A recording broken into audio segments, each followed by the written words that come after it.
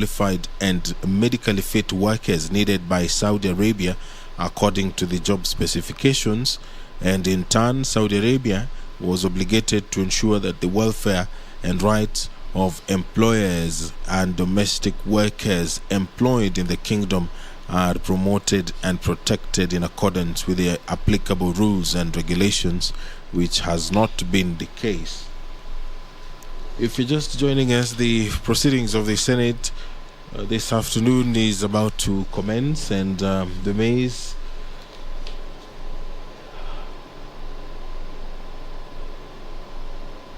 and the Deputy Speaker has walked in. Now I will hand you over for the live broadcast.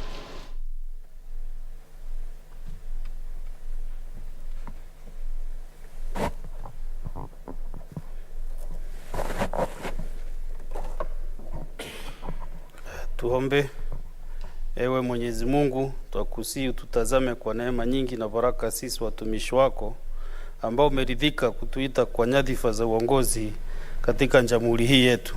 Twakuomba utujalie tuyatende na kufikiria mambo yote atakayofikishwa mbele yetu kwa njia ya haki na uaminifu, ili kustawisha amani, ufanisi na heri ya nchi hii yetu na wale ambao acha zao umezikabidhi mikononi mwetu. Amina.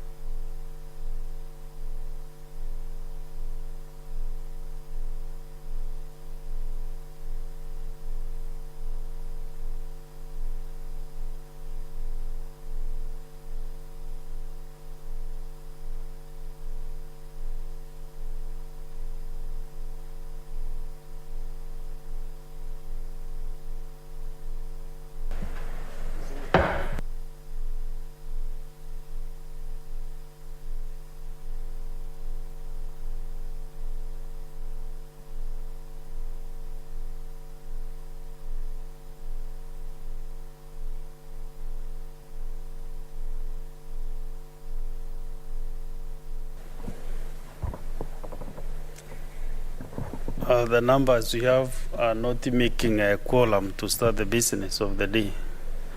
So, majority whip, make sure we have the requisite numbers. Yeah, sure, thank you. You know, you can link the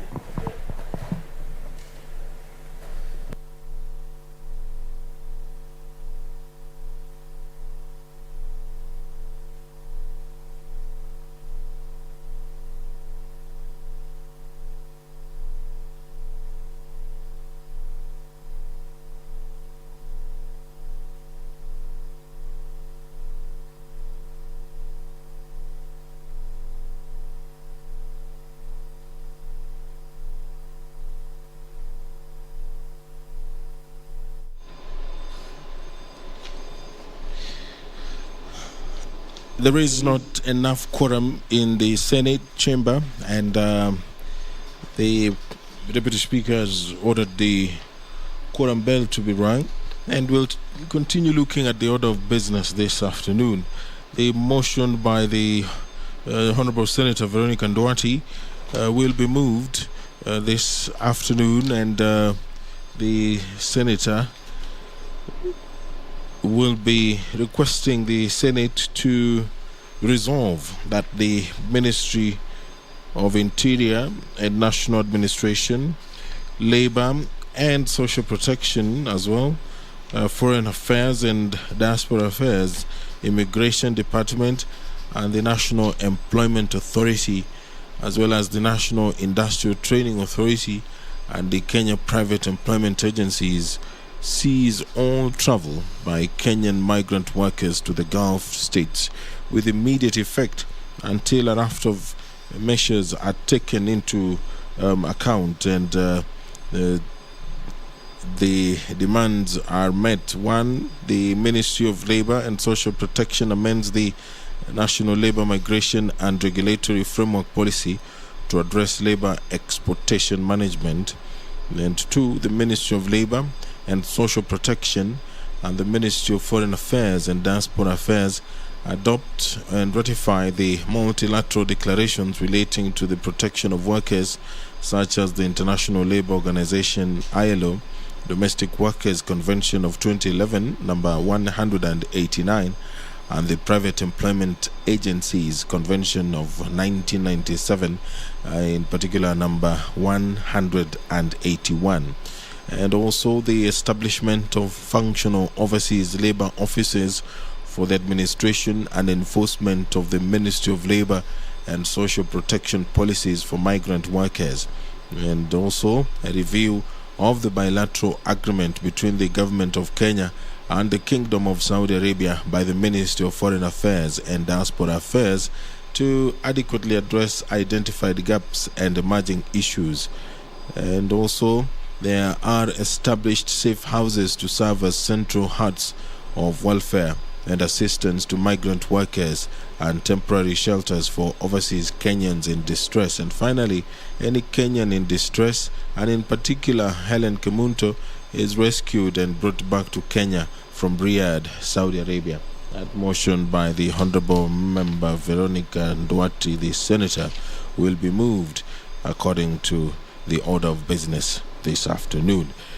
Senator James Lomenen Ekomwa of Turkana County will move a motion on drought and hunger mitigation in Turkana County.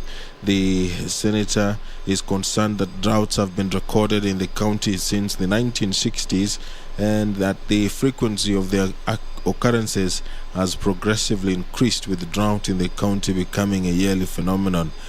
Cognizant that Article 43 of the Constitution of Kenya 2010 stipulates the right of every person to be free from hunger, to have adequate food of acceptable quality, and to clean and safe water in adequate quantities, and oblige the state to provide social security to persons unable to support themselves and their dependents.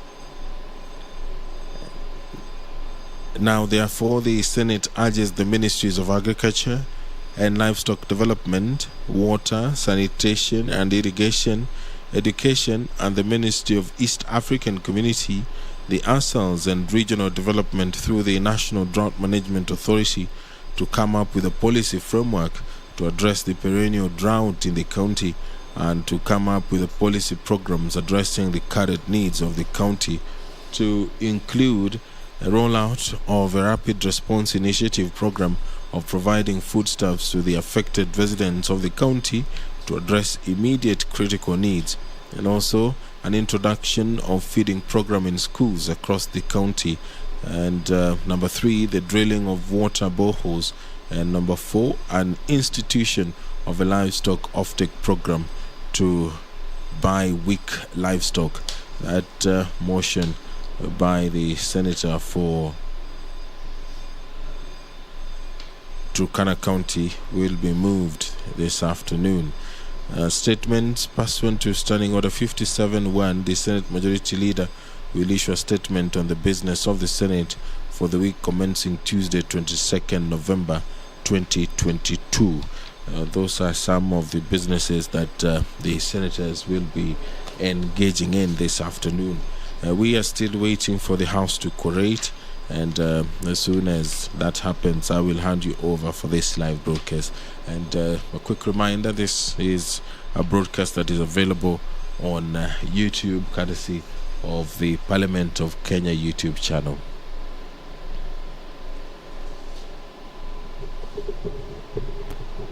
Number 1, administration of oath. Next order. Order number 2, communication from the chair. Next order. Order number 3, messages. Next order. Order number 4, petitions. Next order. Order number 5, papers. Next order. Order number 6, notices of motion. Next order. Order number 7, statements.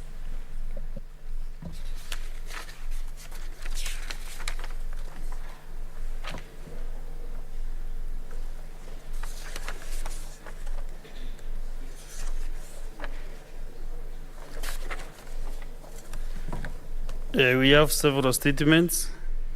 Understanding order 53.1. We start with the Senator for Kisumu County, Professor Tom Ojenda. Is not present. He has actually two statements. Then Senator Shakil Abdallah, make your statement.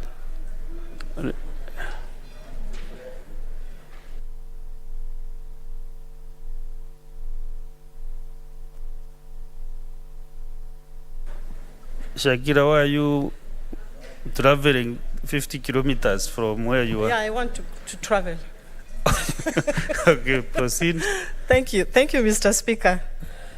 Mr. Speaker, I rise pursuant to Standing Order 53.1 to seek a statement from the Standing Committee on Lands, Environment and Natural Resource concerning land acquisition for the LAPSSET Corridor Program.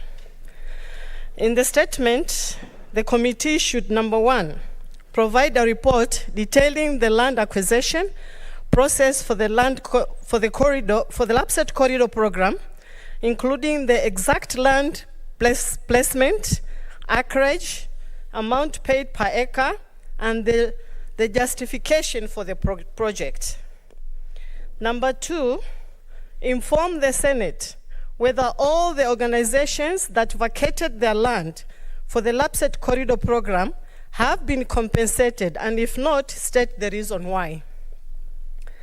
And number three, state the land requirement for the Lamu Special Economic Zone and Industrial City. Thank you, Mr. Speaker. Thank you.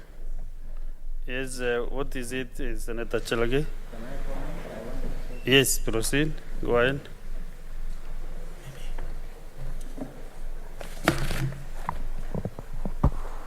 Thank you, Mr. Speaker. I want to thank Senator Shakila Abdallah for that statement.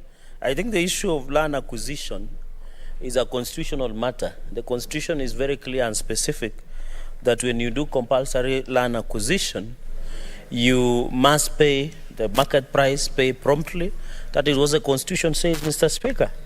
So this LAPSSET project is an elephant in the room, and I remember last session we were even debating a situation where one of the roads that was being upgraded for Maram, the Ghanaian government was paying 80 million per kilometer to put Maram on that road, Mr. Speaker. And this part of the LAPSSET project has been riddled with graft, corruption, and larceny, Mr. Speaker, and therefore it must be addressed.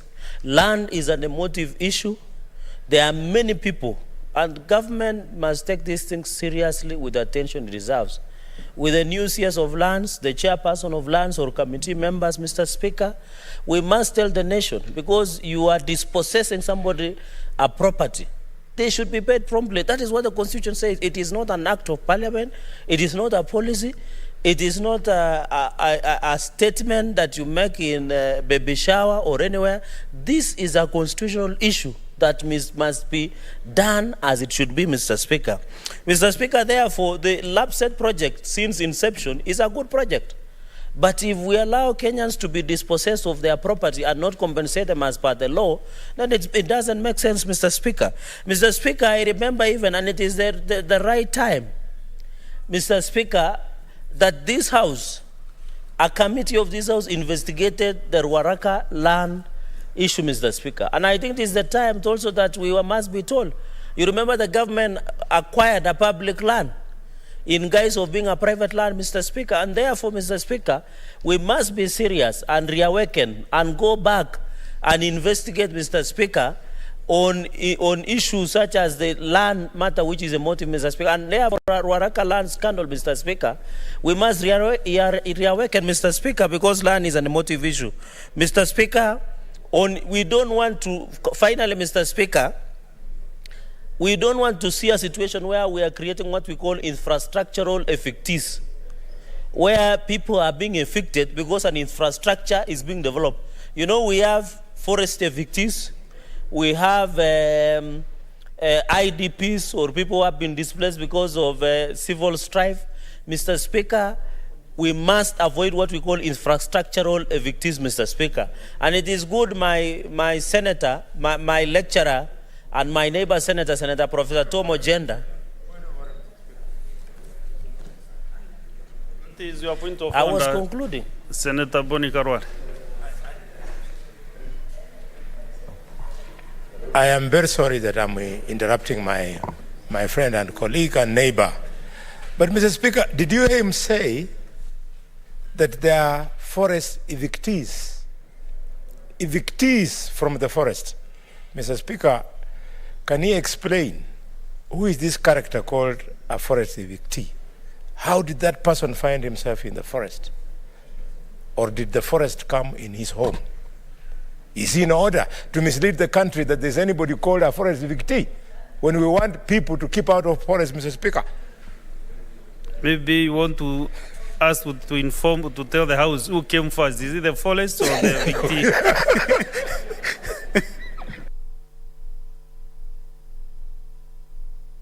Senator Chalage, yes?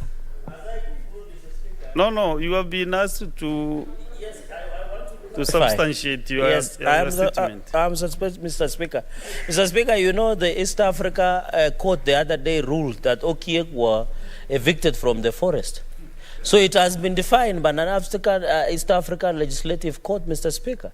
So I think my majority whip should look for me in camera so that I can give him the full citation and share with him what it means, Mr. Speaker. And therefore, Mr. Speaker, Mr. Speaker, this is unless I will also take him to where some people who have been evicted from some of the forests to see who they are, if he wants a live example, Mr. Speaker. And Mr. Speaker, the issue I was saying, infrastructural evictees, is where we see in cities and towns, where people want to develop a project, they evict people. And those are called infrastructural evictees, and we don't want to see in lapse, Mr. Speaker. So I believe, Mr. Speaker, in conclusion, that Senator Shakila Abdallah, the LAPSET project is a good vision, but it should not be used at the guise of fighting human rights. Mr. Speaker, in fact, this issue is a human rights matter. In fact, it should go to the Committee of Lands jointly with Human Rights, the Justice, Legal Affairs and Human Rights, Mr. Speaker.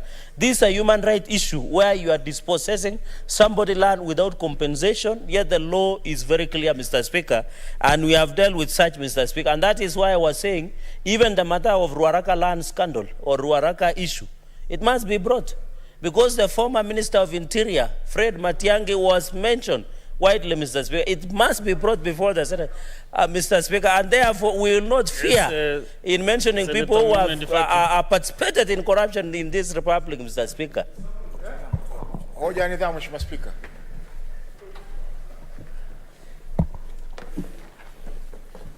Mheshimiwa Spika, hoja yangu ni kwamba Seneta wa Nandi anazungumzia ripoti ya Ruaraka ambayo ililetwa katika bunge la 12, na yeye ni mmoja kati ya wale maseneta ambao walipiga kura kuangusha ripoti hiyo.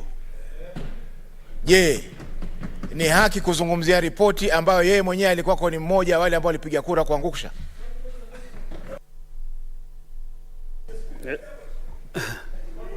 Yes, Senator Chalage. Mr. Speaker, we shall not allow people like Senator Faki to protect. Senator Faki is not our people. He's an honorable member of this House and a senator for Mombasa County. Through you, Mr. Speaker, we shall not allow the senator of Mombasa, who was my very good member in jail, like Mr. Speaker, those days, to mislead also the House. I voted against corruption because the report that was being brought, Mr. Speaker, was not nailing the real suspects. In allegedly, the former Interior Minister, Fred Matiang'i, was being mentioned. And why is it that Senator, Mr. Speaker, through you, Senator Faki wants to protect the land grabbers in this republic? He must tell the nation. Because the other day he brought an issue of Buxton housing project, and we went and defended, Mr. Speaker. Chalage, so we shall not allow to mislead the House, Mr. Speaker. So in conclusion, Mr. Speaker, I'm talking to you, Senator Chalage. You know, I don't understand whether you really heard what Senator Faki, what he spoke about what you did that time. He did not defend anybody. You want just to defend yourself and say you did not do it. Yeah, but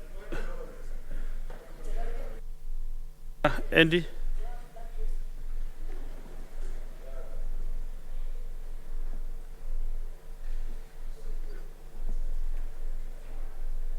Senator Andy. I think, is it which one?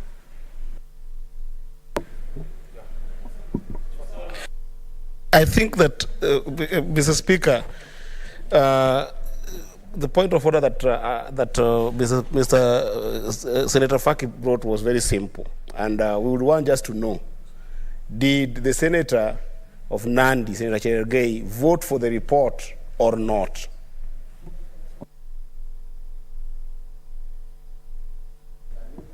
Yes, Senator Cherargei.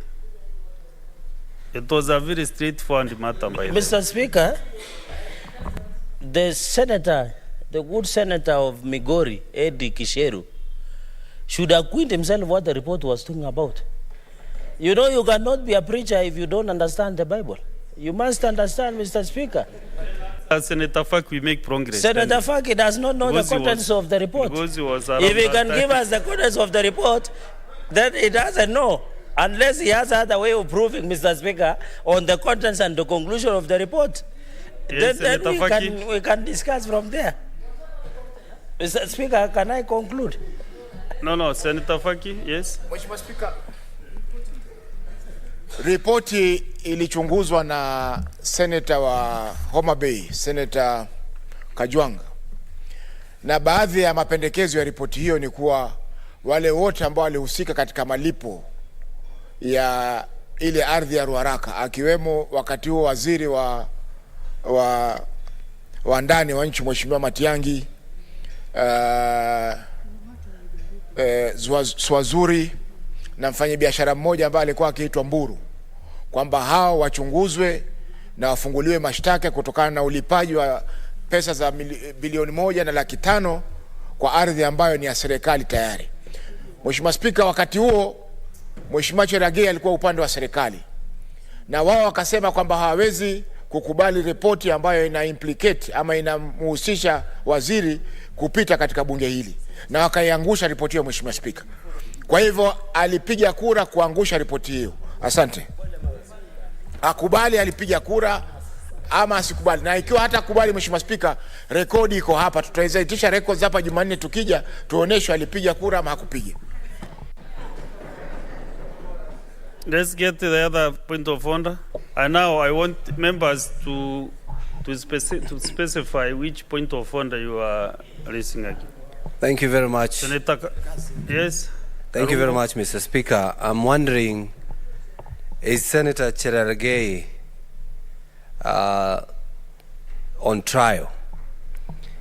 Mr. Speaker, I do understand you cannot discuss a member of this House without a substantive motion. So why are we questioning the senator when he is contributing on issues pertaining a statement that was presented here? So protect the member, Mr. Speaker. Thank you. Senator Karungo, Senator Cherargei is very safe. So far, so good. If you need any protection, I'll be there for him. But so far, so good. Proceed and finish up your remarks, kindly.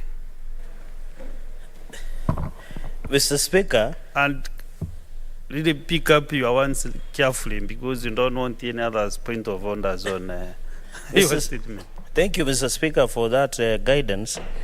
But it is known and it is on record, Mr. Speaker, that in this House I am one of the senators who always make the best Solomonic decisions, even when the country is at the crossroad, Mr. Speaker. Even and Senator Dulo can bear me witness. And therefore, Mr. Speaker, Senator Faki should always be appraised with himself. I am a man who makes decisions based on the facts that are there. Mr. Speaker, in conclusion, when you look at the book of Professor Tom Ojienda, the book called Conveyancing, that was ordered by my good lecturer and my neighbor, Senator Professor Tomoje. He says land is an emotive issue. Then he puts a full stop on his preface of the book. But also he only sells that book very expensive. But the point that I want to make, Mr. Speaker, is land is an emotive issue that we must. Yesterday, Mr. Speaker, you had the minority leader. He brought an issue of evictions in his county, Mr. Speaker. And therefore, we must agree that let this lapset issue, Kenyans who they lost their land, they must be compensated, Mr. Speaker. And therefore, with those very, very many remarks, Mr. Speaker, I congratulate and wish well Senator Shakila Abdallah, Mr. Speaker, and I hope the Lands Committee shall, because also we have also problems in Nandi of land. There is, even before elections, I went with the then chaired by former Senator of Kajiado called Senator Baye, and we visited. And there are many Kenyans that are suffering because they have been illegally, irregularly dispossessed of their land. So I hope the Senate rise up to the occasion and address this issue once and for all. I thank you, Mr. Speaker. Thank you. There's no other request. So let's get the statement from Senator Professor Jeda. The two statements together. Mr. Speaker. Thank you, Mr. Speaker, for indulging me. I have two statements. The first statement is on a current issue on cage fish farming in Kisumu County. Mr. Speaker, I rise under Standing Order 53-1 to seek a statement from the Standing Committee on Agriculture, Livestock and Fisheries regarding the massive death of cage fish in Lake Victoria, Kisumu County. In this statement, Mr. Speaker, sir, the committee should, 1, investigate the cause of the recent large-scale death of fish in Lake Victoria that has resulted, Mr. Speaker, sir, in devastating losses for fish farmers in Kisumu County, stating the number of cage fish that have died. Secondly, provide a record of cages in the Kisumu County section of Lake Victoria, as well as that of cage fish farmers, and state the financial implications of the sudden death of the cage fish.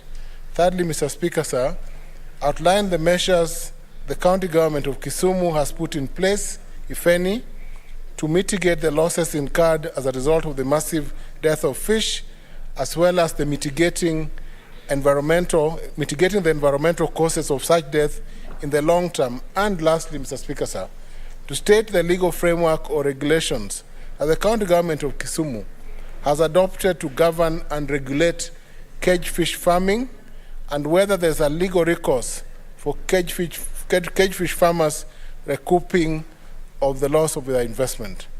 The second statement, Mr. Speaker, sir, is on the sugarcane farming and the sugar sector, sugar industry within Kisumu County.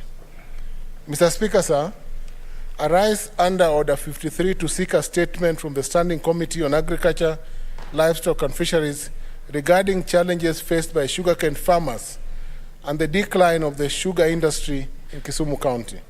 In this statement, Mr. Speaker, sir, I seek that the committee investigates the persistent challenges surrounding policy formulation and implementation, the management of sugar factories and financial woes that have led to decline of sugar production and resultant closure of sugar factories in Kisumu County. Secondly, Mr. Speaker, sir, to address the plight of sugarcane farmers within Kisumu County who wish to experience productivity in sugarcane farming as an economic enterprise. Thirdly, to cause the county government of Kisumu to address the perennial challenges plaguing sugarcane farming in the county and undertake a visit to the various sugar factories to ascertain their status, functionality, productivity, and various measures, if any, adopted to address the plight of farmers internally.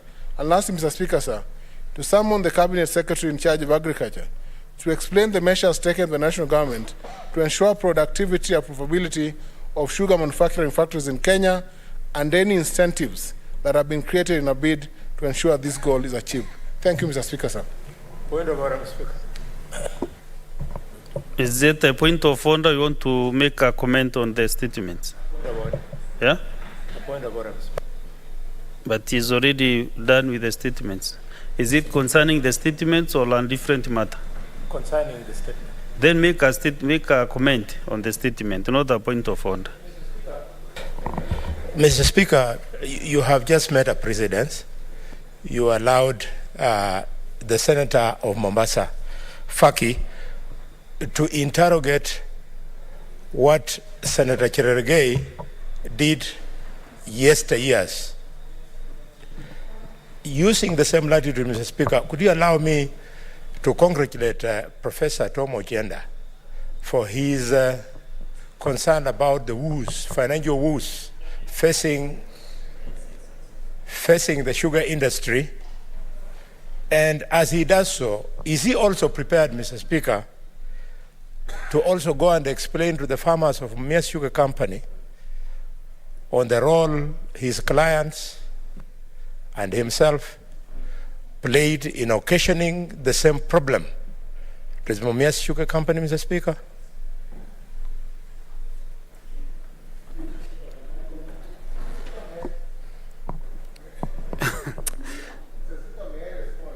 No, My but learned you friend, know, sorry, the we Senator are for taking the Kakamega- wrong route, honorable members. You know, you are interrogating your own colleagues in the chamber.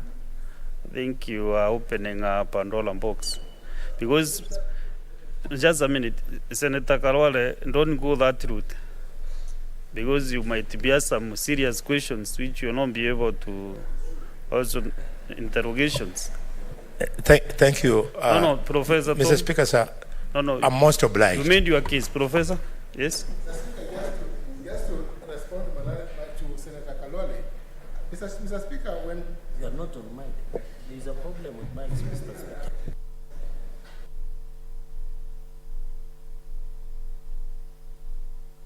Okay. Mr. Speaker, I think the plight of sugarcane farmers, which is a national question, would apply across counties. And the plight of sugarcane farmers in Mumias, in Miwani, and in any other sugar factory, I think because most of them have not been paid, and the underlying questions, policy questions of privatization, of collapse and revival are cross-cutting, Mr. Speaker, sir.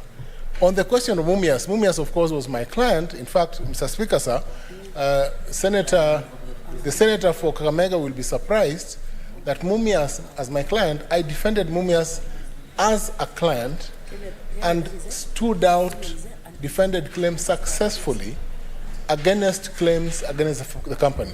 I never sued Mumias because Mumia was my client, and that's the position. Unfortunately, the politicization of some of the questions around the political period when the plight of Mumias was brought forth, I think, never brought out the real question, Mr. Speaker, sir.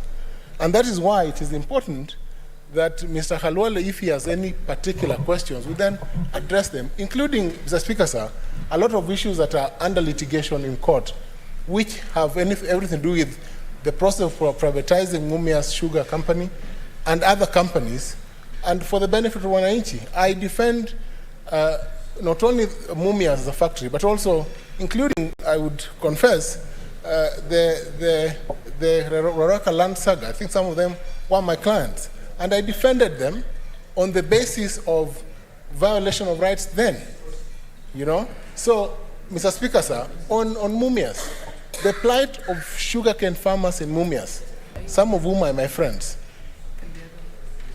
are in the same position. They're in the same position as other sugarcane farmers. And I think any policy that would benefit the sugarcane farmers in Kisumu County would also benefit sugarcane farmers in Mumias, in West Kenya, in Kwale, Ramisi, because we also have clients in Ramisi, where you have Kwale Sugar also developing sugar for the benefit of the people, where we also have cases we are defending involving sugarcane farmers and the factories.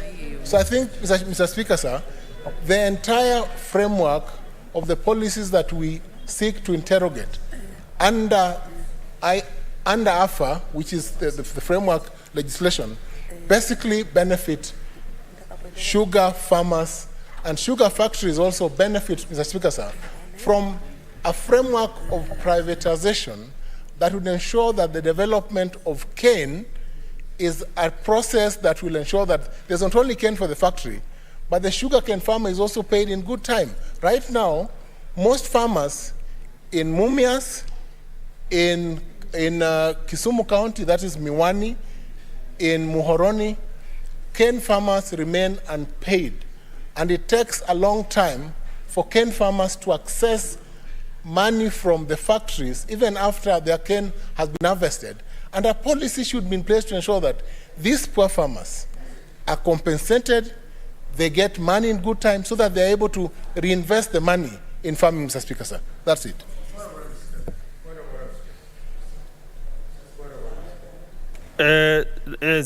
Make your comment, Senator Samson Chalgay. Mr. Speaker, two things. Since I come from the region that dependently mostly the sugar, Chemelil, Chemas area, Tindred sub-county, Masab sub-county. Of course, the Masab sub-county is a new area where we are planting sugar now. Mr. Speaker, we have similar problems. In addition, is to add, because I've seen my brother Senator Professor Tom Agenda, there was a Kenya Privatization Commission. The nucleus of Chemelil, Miwani, and other part of nucleus was supposed to be privatized. And I remember his party leader, and before it comes to the floor of the House, the senator must look at the privatization issue of sugar industry. Because I remember his party leader held a meeting in one of the hotels in exclusion of farmers from Nandi. And that is why we are in High Court in Eldoret, Mr. Speaker, because they wanted to privatize Chemelil Sugar Company, yet part of the nucleus, because part of the nucleus of the sugar within that sector includes Nandi. So, Mr. Speaker, we need to add the issue of privatization of the... Mr. Speaker, is it really in order, because this was a statement, that we are reducing it to a debate on the floor of the House?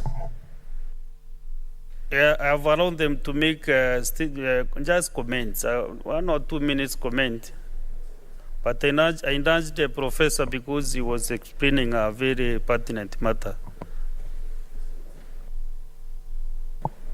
Mr. Speaker, I think the Senate Minority Whip should be listening keenly, because in the statement of Senator Professor Tom Agenda, he never included an additional issue or privatization of sugar sector. Because Kericho and Nandi, and I think understanding order 53.2, it says the Speaker can allow additional comments. And that is why I'm saying when it comes to the Committee of Agriculture, we should look at the issue of privatization of nucleus that affects the other place, Mr. Speaker. Finally, Mr. Speaker, on the issue of Kenya Sugar Bill, that is before this House, before Parliament, and I think it is in the Senate, the Sugar Bill. Those are some of the issues we must look at. And in there's a minute moment. Mr. Speaker, it was ruled in the morning by the Speaker. It was ruled that if the statement, what Senator Cherigay is doing is in order, I just want to support him, because the Speaker ruled that if you are adding information for the purpose of the committee, so I think he's in order.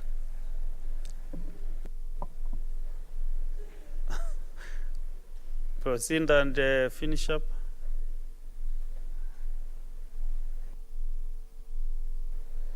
Mr. Speaker, in an upshot, I'm just giving additional information. The final information is we need to relook at the sugar bill. I think it is now before the Senate, before the lapse of the last session, because we have running issues. Kericho County, where my brother Aaron Chiruyat, Senator, comes from, Nandi County and Kisumu County, and even Kakamega County and Vihiga. Yes. Also, and even Bungoma. We need to relook at that issue, because we are stakeholders in this sugar bill. So I want, even as this matter comes before the House, we must look at what the status with the Kenya Privatization Commission happened on the issues of privatizing sugar companies. And we know people who went and brought, Mr. Speaker, individuals from even some areas and wanted to privatize. And even, Mr. Speaker, in that privatization, they wanted to give out, for example, Chemelil, without telling us who was taking over to do with what. Yet we wanted that nucleus to remain a sugar belt. Not somebody would have taken the lease and maybe planted potatoes or planted tomatoes, yet it was not the wish of the farmers from the Kisumu. And I'm happy that Senator Professor Tom Agenda, in conclusion, is now facing and holding the bull by the horns. But I'm afraid that the party leader of your party leader might not be the same page with you. But let us hope for the best in future. Thank you, Mr. Speaker. Senator Nyutu. Thank you, Mr. Speaker, for this opportunity. And I think I rise to support the statement by Professor Tom Agenda, particularly regarding the decline in production of sugar in his county. And Mr. Speaker, personally, I do not come from a sugar growing area. I come from Murang'a. But I rise to support that statement because the issue affecting low production of most agricultural goods, Mr. Speaker, cuts across. And mostly, Mr. Speaker, it's about the cost of production. And this affects not only sugar, but affects also coffee and tea that are major cash crops of Murang'a County, where I come from, Mr. Speaker. And I'm glad that the current regime has promised that it is going to make sure that the cost of production comes down, Mr. Speaker. And I think as the committee addresses that, I think the major thing that we should do is fast track on reduction of production cost, Mr. Speaker. Mr. Speaker, the issue of cartels in marketing of agricultural commodities must also be addressed as we look at the low production, Mr. Speaker, because I think farmers are demotivated because of the low prices or the low yield, the low income that they continue receiving from agricultural products, Mr. Speaker. I remember sometimes last month in Murang'a, we had some professionals that was taking us through and telling us why the farmer was not benefiting from his sweat. And we got very shocked, Mr. Speaker, that some companies have registered as coffee marketers using one name. Then they take another name, they register another company. The same people register another company as a buying company, Mr. Speaker. And so the seller becomes the buyer. And so the price, Mr. Speaker, is compromised. I do not know whether that is the same thing that is happening with sugar, but I think as the committee looks at that, I think that is something that they may want to know whether the same thing happening, where somebody converts themselves into a seller and converts themselves again into a buyer using another company, Mr. Speaker. And I think as that issue is looked at, let us see that the cartels are also arrested, Mr. Speaker, so that the farmers of sugar, coffee, tea, milk can gain from their sweat, Mr. Speaker. And so I support especially the issue of low production of farmers of sugar in Kisumu and farmers everywhere, because it cuts across, Mr. Speaker. Thank you very much for that opportunity. Thank you. Senator Kadri Mumu.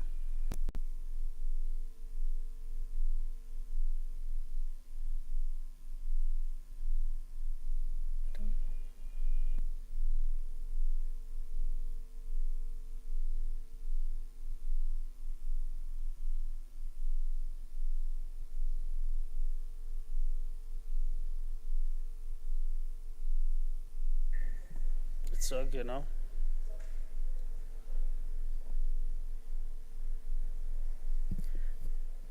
Thank you, Mr. Speaker, for giving me an opportunity to contribute to this.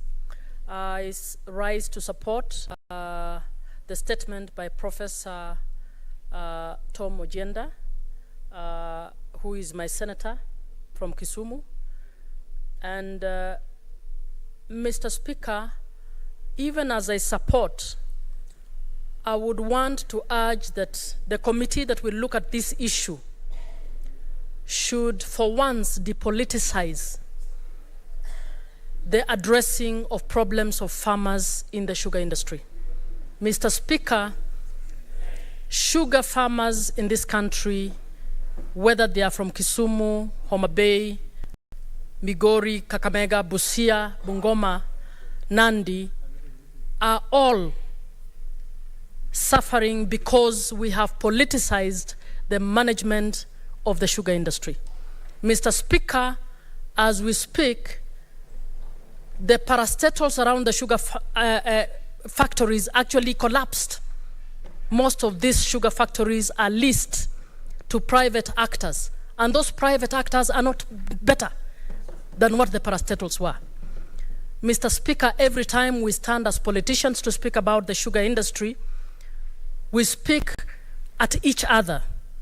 I can see the statement is asking the governor to give some answers, answers that the governor might not have. Because as you know, the sugar industries, Mumias, Nzoia, Busia, were in the hands of the national government.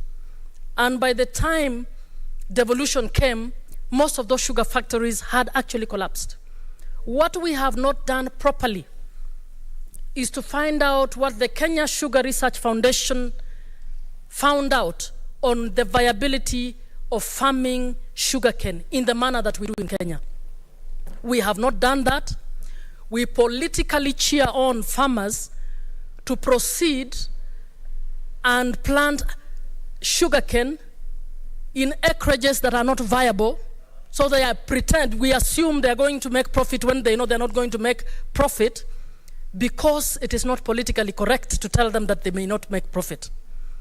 We have not put enough funds in the research to be able to design our sugarcane farming in a manner that it can be profitable, like in the countries in Mauritius.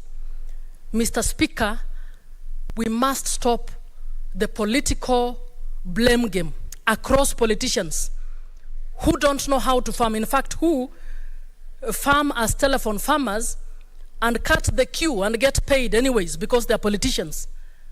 But we have farmers who are suffering.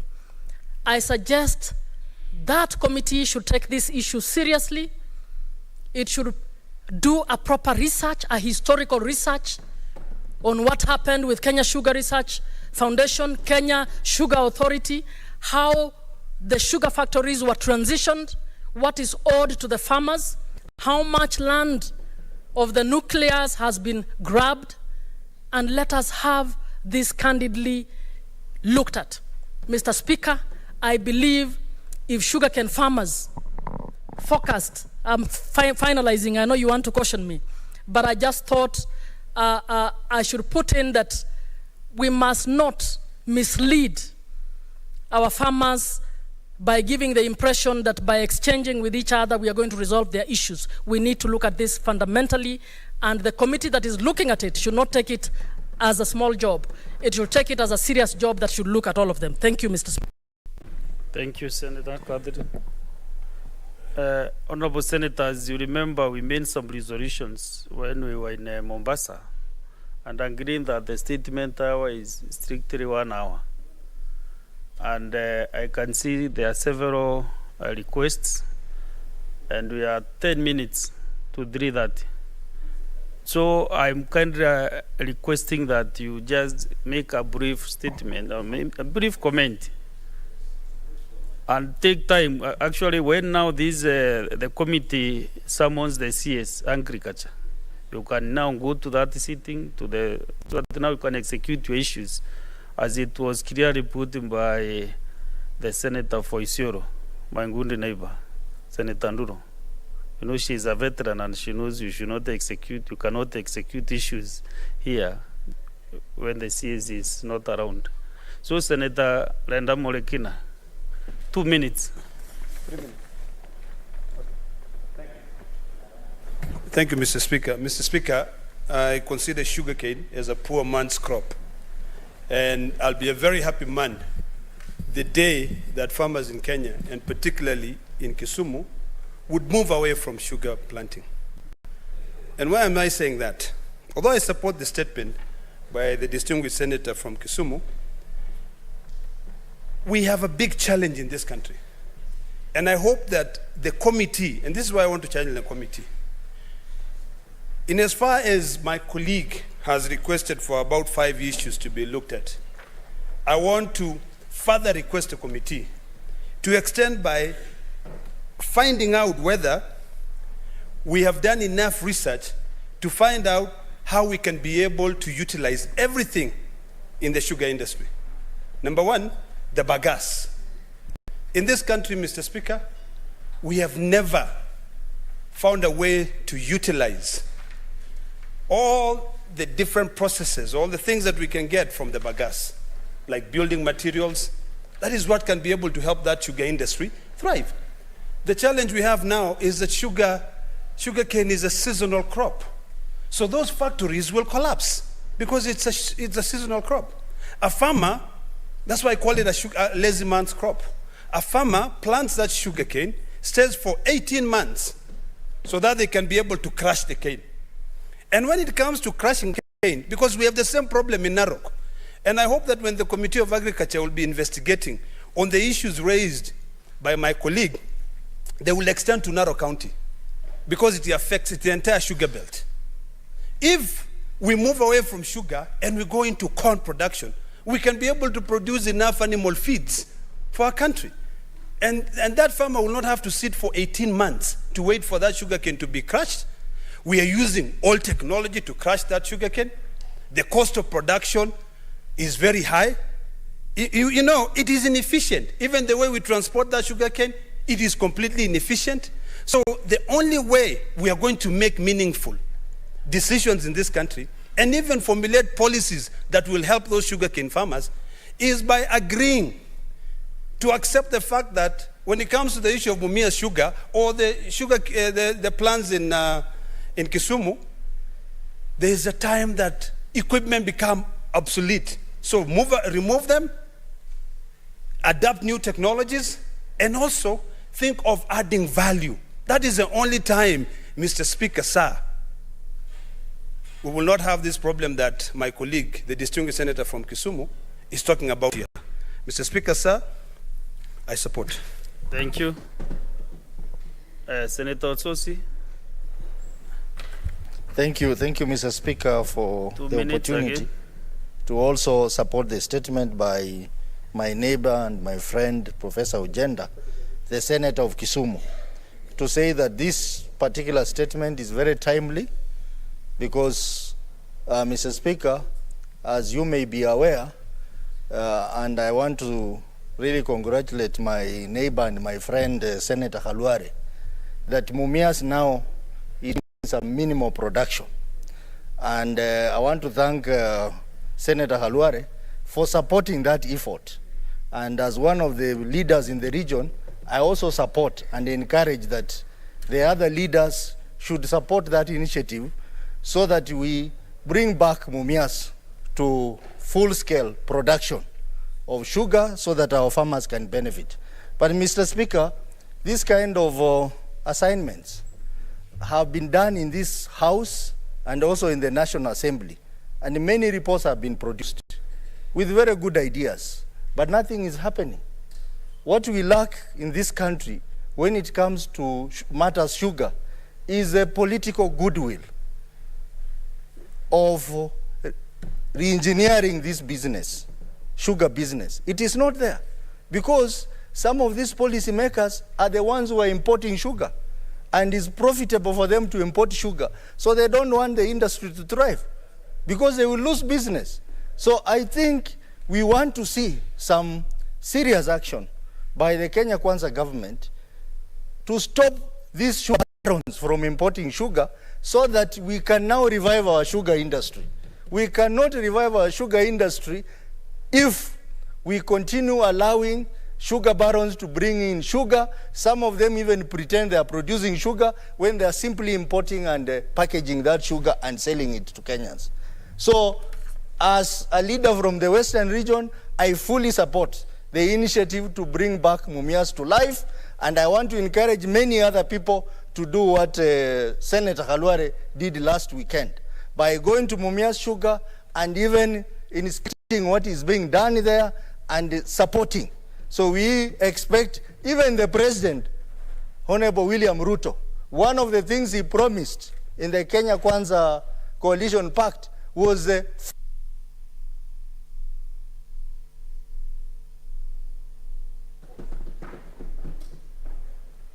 Senator Boni, 2 minutes. Thank you very much, Mr. Speaker. Mr. Speaker, the issue of Mumias Sugar Company is emotive, is a matter of life and death. And Mr. Speaker, as I speak here today, I want to tell this House that one Dr. Evans Kidero and Professor Ojenda, they almost killed me in court because of Mumias Sugar Company. Mr. Speaker, sir, I know the rules of debate. I would like to invite the Honorable Senator to release the 280 million shillings that were deposited in his account for services that was not rendered and which he has been covering, hiding, gacking ESCC. Mr. Speaker, therefore, I want to add on that statement, they should come up with an answer to tell us how they are going to recover the billions of shillings owed to Mumias Sugar Company by perpetrators of graft and economic crimes, as I've described above, Mr. Speaker.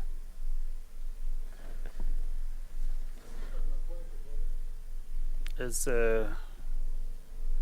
Professor.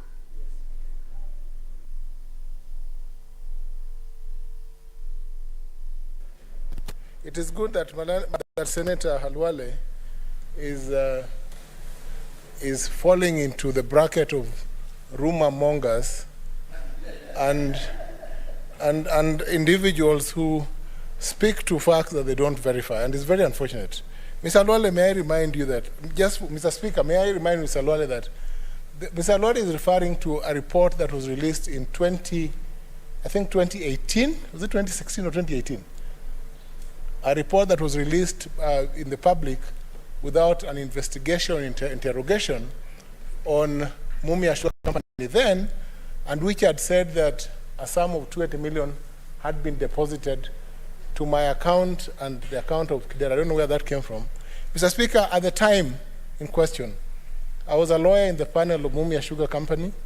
The total budget, legal budget of Mumias Sugar Company per year for the 13 law firms in the panel was 50 million shillings per year.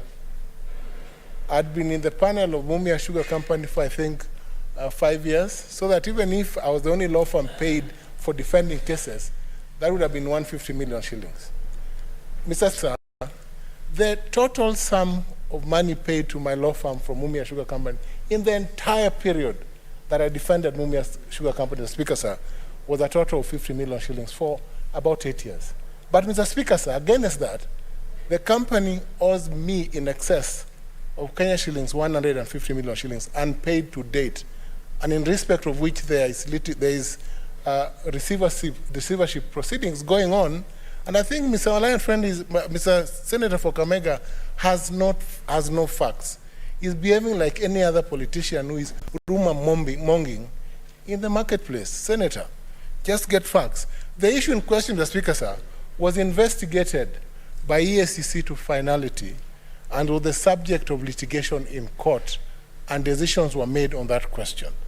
And these are questions of fact, Mr. Speaker, sir. You cannot hide money. You cannot carry money in a bag. You cannot carry 200 million shillings in a bag. It doesn't work that way. There has to be a transfer process. There have to be transactions. It's very easy to trace. Mr. Speaker, sir, Senator knows that that is the procedure. So I think I will invite you, Senator Kakamega, to visit me, and I will show you the way. That indeed, Mr. Speaker, sir, the people of Mumias have benefited from the legal services rendered by myself and my law firm at a fair value, gross undervalue, for services by senior counsel. So, Senator Halwale, you've commented on Dr. Kidero and the suit. I think that there was a defamation suit between Senator Halwale and Dr. Kidero. Those are matters that are in court. The distinguished Senator for Kisumu County, I want to assist you on this matter. And advise Senator Karwale, if you want to to discuss Senator, our colleague Senator Professor Jed. Are you standing on the 114? 114. You bring a motion to discuss those matters. Now you can be able to discuss issues concerning your colleague, Senator. Number two, you have mentioned other city Kenyans who are out there who cannot be able to come to this house to defend themselves. So kindly also bring a substantive motion so that you can be able to mention their names, so that also they can appear before a committee and clear their names. Let us give justice. Stop. You just sit down. Why are you standing, sitting? Sit down, relax. I'll give you that time. Yes, Bonnie, what is it? Thank you, Mr. Speaker, for this. I respect the rules of debate. And Professor Ugenda has challenged me that I'm proceeding. He has challenged you after you mentioned his name. Yes, but correctly so, that I don't have facts. Mr. Speaker, I'll move under the standing orders to bring the substantive motion. But just bring the motion. Don't hand anything. Bring the motion. Not now, Mr. Speaker. Next week. I'll bring. But so that the record remains clear, on 18th of March 2015, Mr. Speaker, no, you can't the proceed Chief that way, Magistrate Senator Karware. of Kibera Senator Karware, ordered that Professor Ojenda's account at Standard Bank, he should be investigated. Karware, you're out of order. Boni Karware, Senator Karware. Senator Karware. Senator Karware, you risk now facing the door.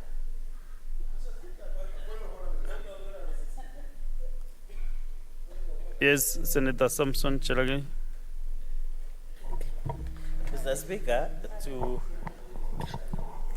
Speaker, to allow the House to proceed, Senator, could you rule that Senator Professor Tom Ojenda and Senator Boni Khalwale are out of order as per the standing order 103? Because these are matters of sub judice, Mr. Speaker. We are aware they are under receivership proceedings that are ongoing in court, and they are bringing alive matters before this House, Mr. Speaker. And therefore, Mr. Speaker, I request that you rule out of order both Senator Professor Tom Ojenda and Senator Boni Khalwale. And by the way, it's Mr. only Speaker, Senator Boni Khalwale who is out of order, not Senator no, Professor. Mr. Speaker, but also Senator Professor Tom Ojenda has brought matters that are under receivership that are being litigated in court. So he's also out of order, Mr. Speaker, as per standing order 103. He was provoked beyond reasonable parameters. No, but Mr. Speaker, the standing order does not say when you are provoked beyond reasonable doubt or beyond emotional limit or beyond reason, you must discuss issues that are alive, Mr. Speaker, before the court of them. So they should be ruled out of order, both of them, Mr. Speaker. Senator Eddie.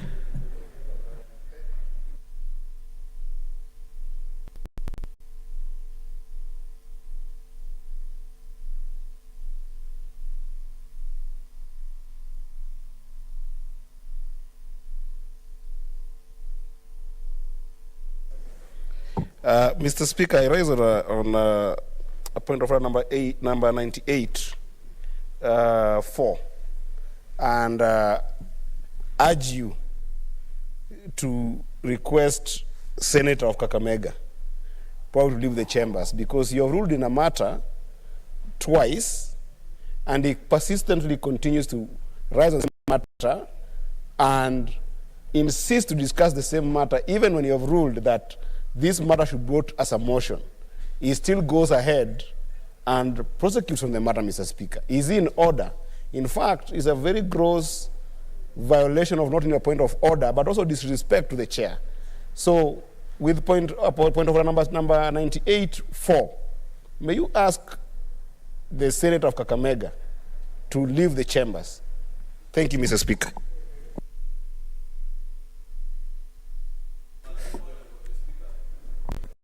Yes, Senator Oledoma.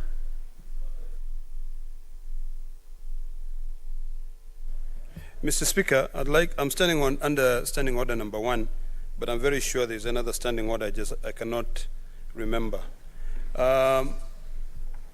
We are discussing a statement that has been brought by the distinguished senator from Kisumu.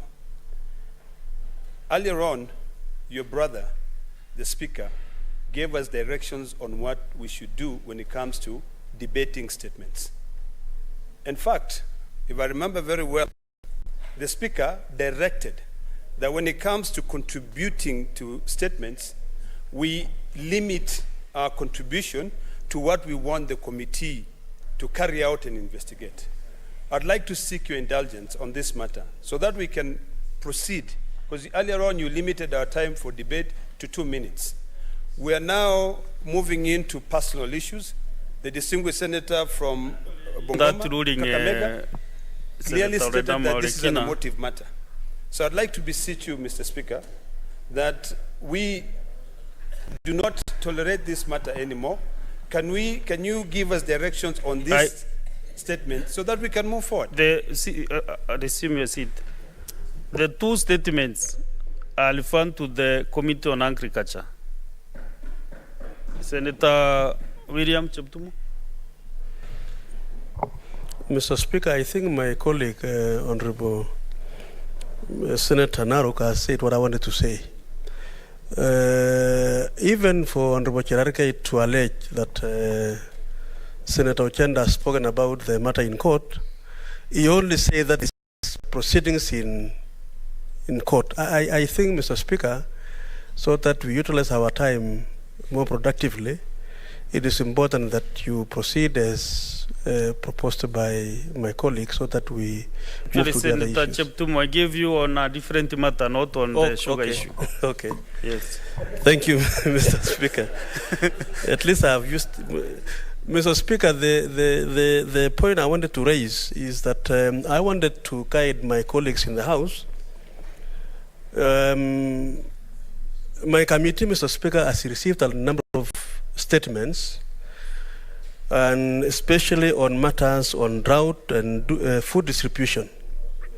Yesterday, Mr. Speaker, here, the Minister for East Africa and ASELS and Regional Development appeared before my committee to answer questions touching on the issue of relief, distribution, and so on. It transpired, Mr. Speaker, in that session that department now, or special programs, under the Executive Order number 1, is actually now squarely in the Ministry of Labor and Social Protection.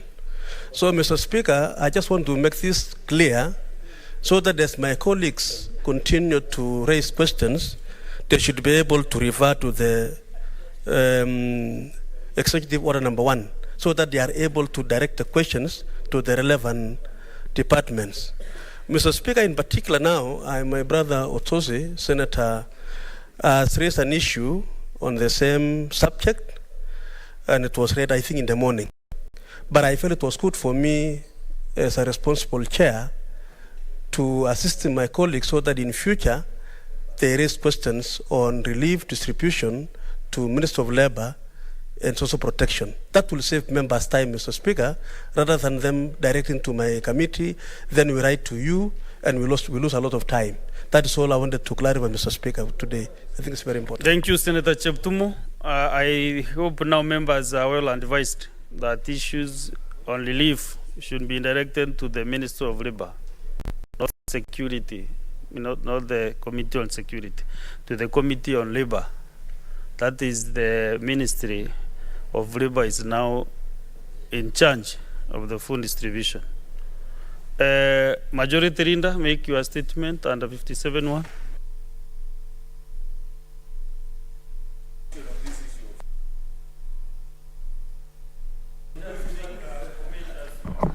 Mr. Speaker, sugar is a very important cash crop in my county. In fact, after tea, the next bigger in my county is sugarcane. And therefore, I had a small comment on the statement brought by my neighbor. I'll make your comment. You know, it is Senator Karwale who digressed a lot. Yeah. They are forced to cover debate on the sugar issues today. For sure, but the matter has been ably handled by yourself, Speaker. Mr. Speaker, this is a very important matter.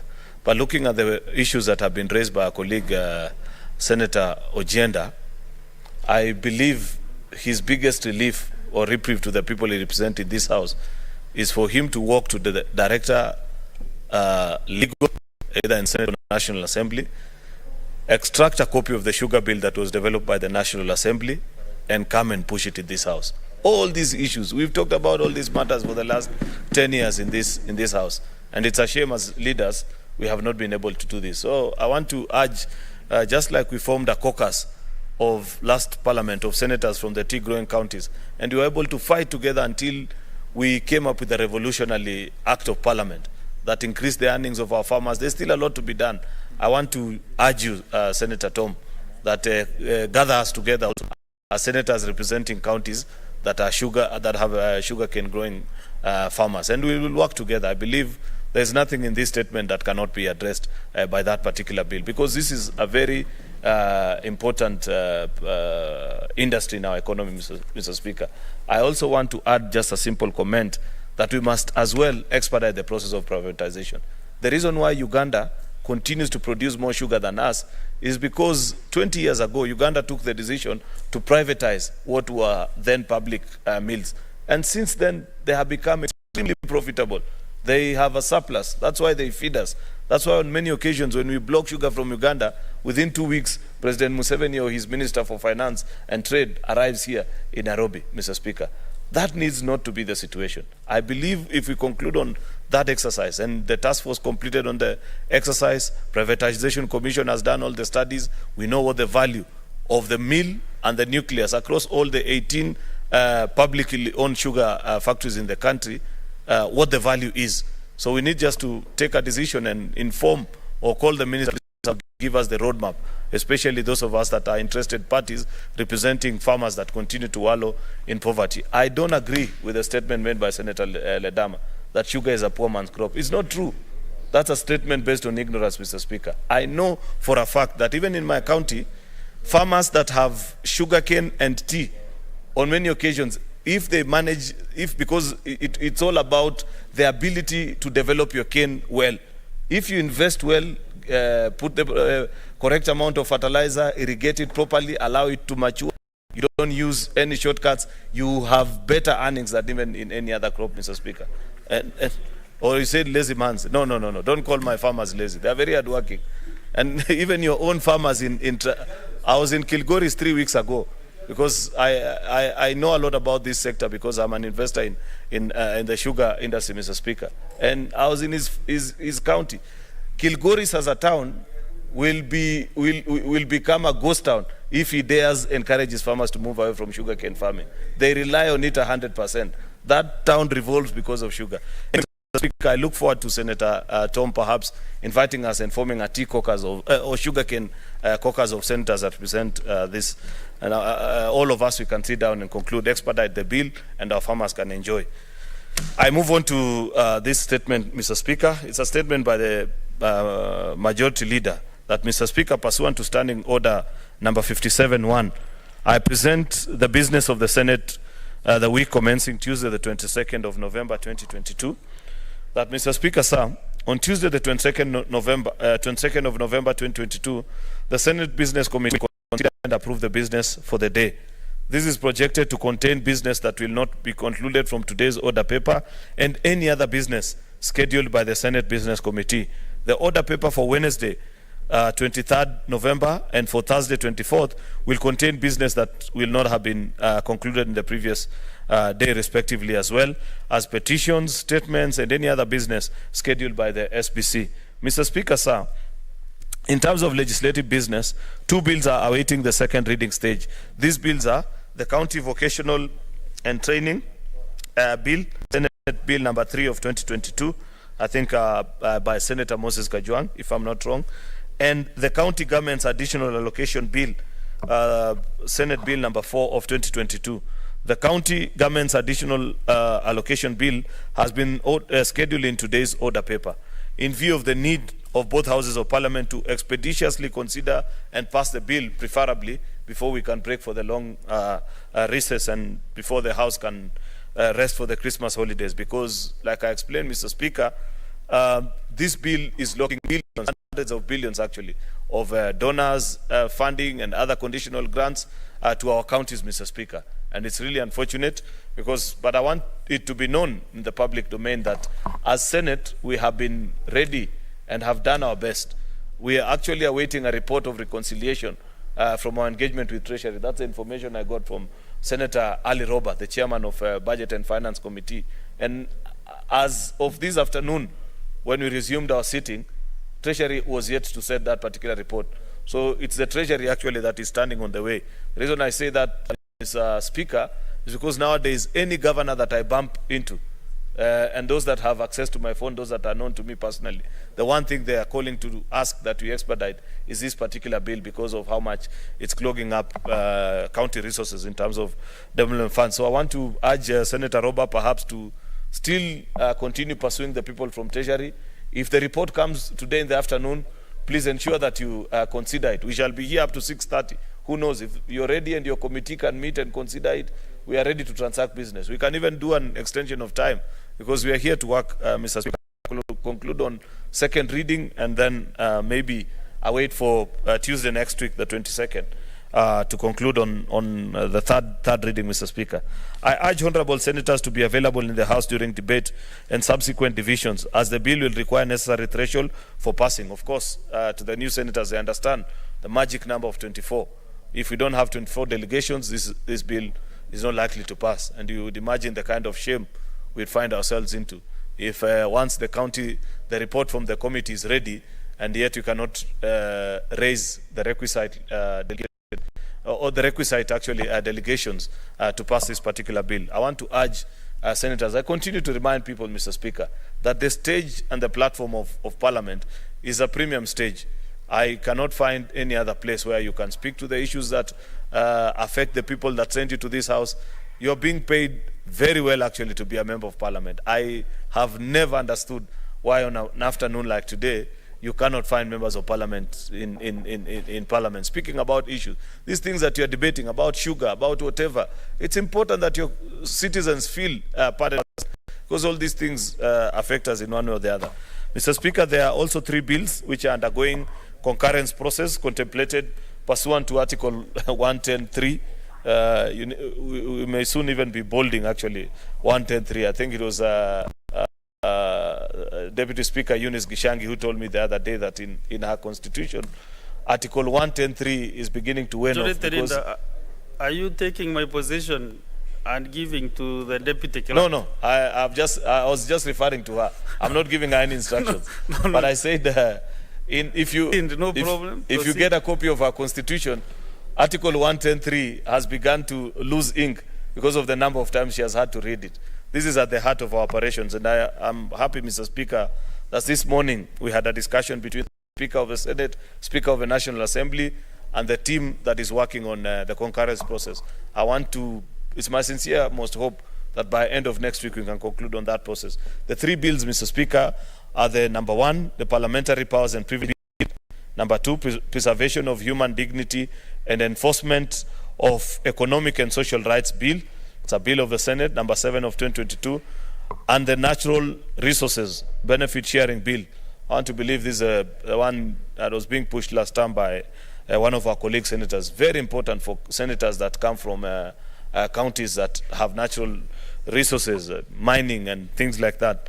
Mr. Speaker, with respect to other business of the House, there have been numerous statements sought from the standing committees pursuant to Standing Order number 53.1, and others referred to standing committees pursuant to Standing Order number 52.3. I urge respective committees to expedite the consideration of the business before them and table reports pursuant to the Standing Order. Mr. Speaker, this is something that we are looking forward to, because each afternoon for the last 3 or 4 weeks, I have seen senators bring before this House their statements. But as is the case, or as is expected actually, there is none that has been tabled, no response yet has been tabled. Many of those matters are still before our committees, and I want to plead with committee chairpersons to push on this particular business, ensure that the statements that are brought by members are considered and the response brought. Finally, Mr. Speaker, I applaud honorable senators who have filed motions and statements on various issues, and those who have taken up bills that lapse by the end of the term of the 12th Parliament. These bills are now being processed and will be scheduled in the order paper after the concurrence process is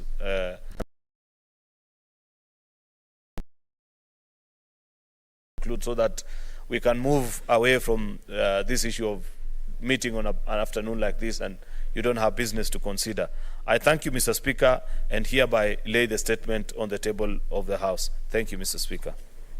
Thank you, Majority Leader. Let's proceed to the next order. Order number 8, the County Government's Additional Allocations number 2 Bill, Senate Bills number 4 of 2022, second reading. As Chair, Senator Liroba.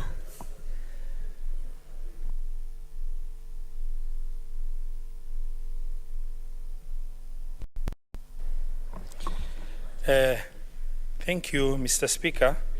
Mr. Speaker, sir, I beg to move the County Government Additional Allocation Bill number 2, and which is Senate Bill number 4 of 2022, be now read a second time.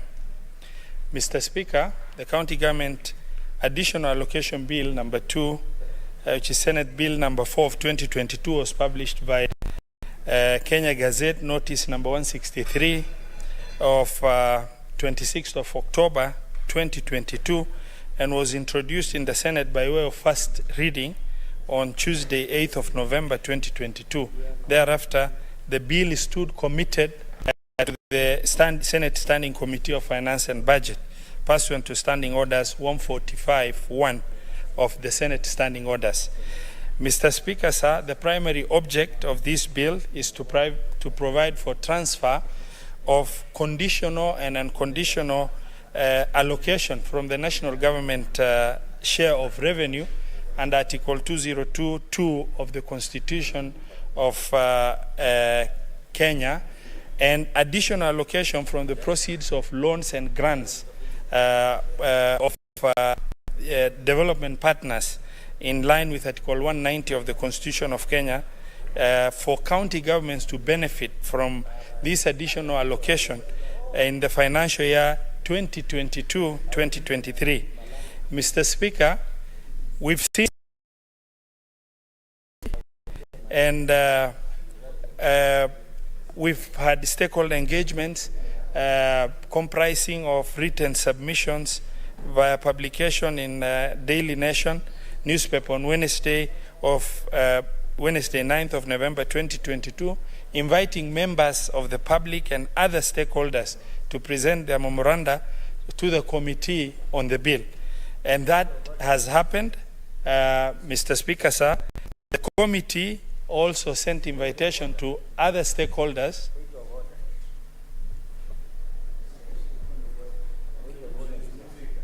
He's moving the motion. Is it point of order on the motion that he's moving? You will like to contribute.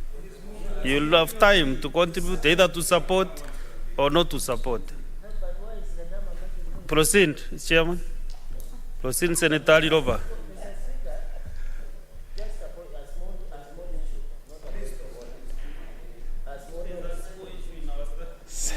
What is it? Which is standing order? Which number? Which reads? Which reads?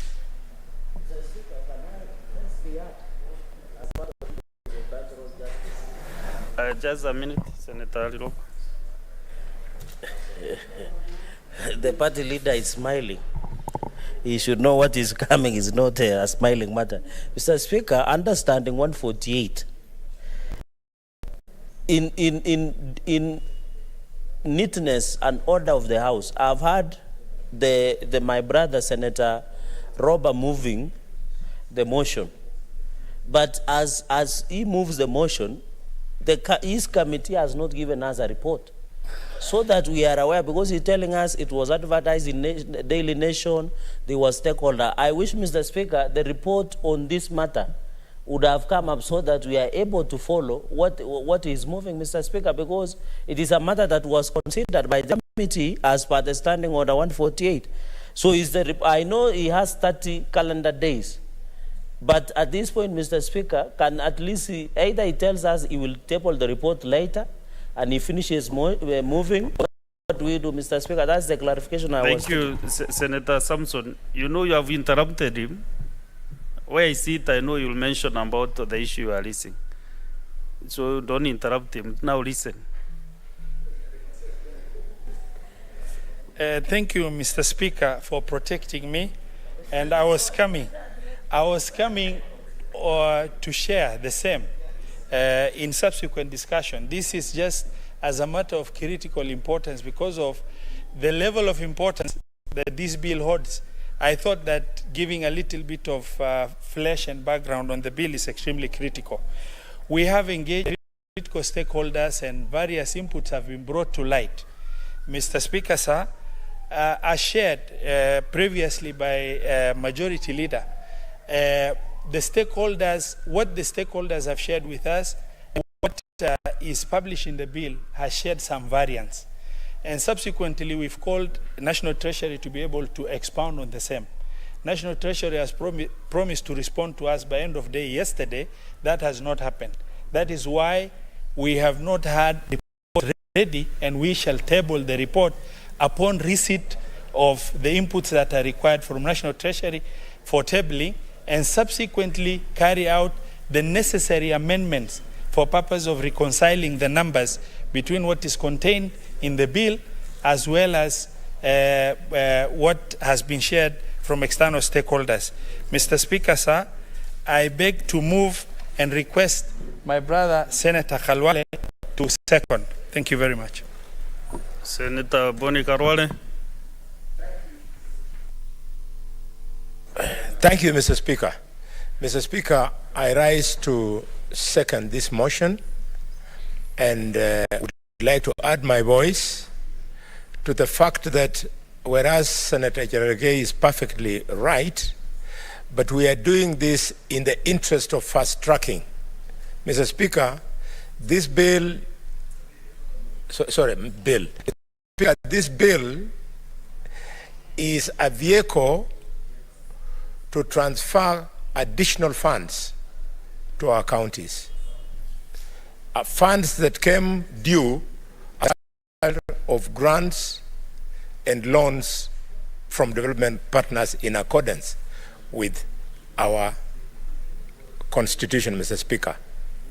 Mr. Speaker, this being the case, we would like the House to be patient and know that once the National Treasury releases her thoughts to us, then at the appropriate time, and the time is there, we can do it in third reading, we will make the necessary adjustments so as to beat any further delay and be able to succeed.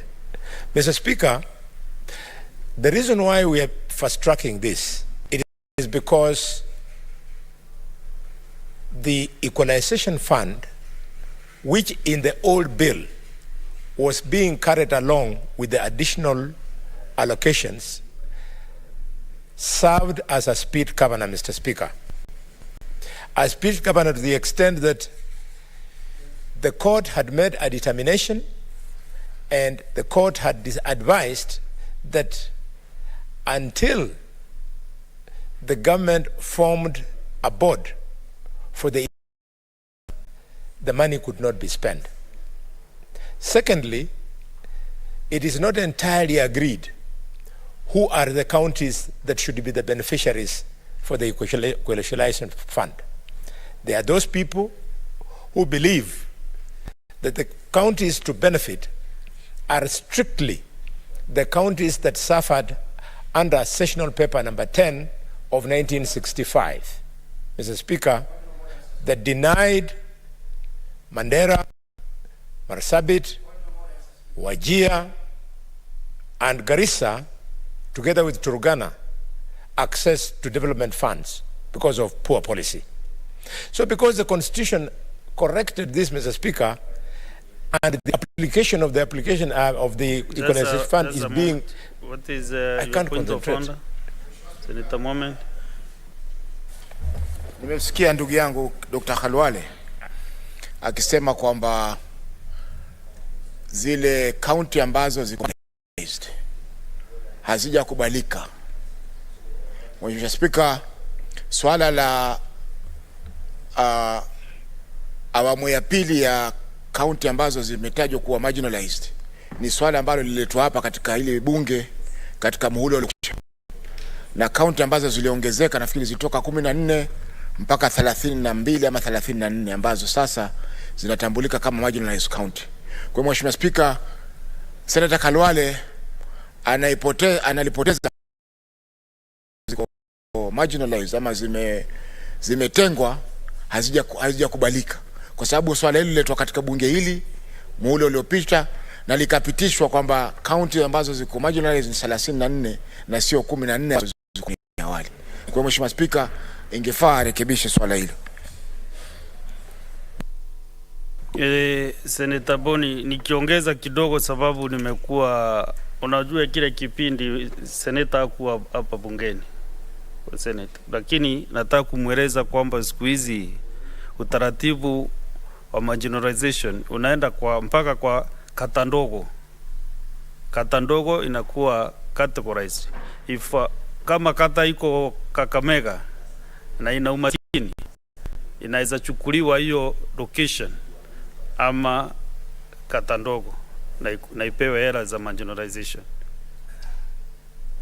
Na wakati Mheshimiwa Khalwale, wakati umeambiwa hoja ya nidhamu, unakaa kwa kiti, unangoje kuwa umeketi, alafu kimaliziwa unaamka. Huo ndio utaratibu wa bunge hili. Endelea. Thank you, Mr. Speaker. Mr. Speaker, I was standing because you are not on your feet. Otherwise, I would have sat down immediately. Mr. Speaker, sir, I appreciate what you're saying. I really do. But I was speaking to the letter and spirit of the Constitution 2010. It was meant for a short period of only 20 years. It was meant to right a wrong against Kenyans who live in those areas that I've tabulated. But that there has been further wisdom, and this has been expanded to include areas that are marginalized. Mr. Speaker, it is going to call upon this House to reflect on this matter very seriously, Mr. Speaker, because at the end of the day, we might as well call the entire country as being marginalized. Mr. Speaker, sir, there is no county in Kenya today that does not have a region, a village, a sublocation, or a location that would require the support from marginalization. Even the great Nairobi, Mr. Speaker, Nairobi has got Mukuru kwa Njenga.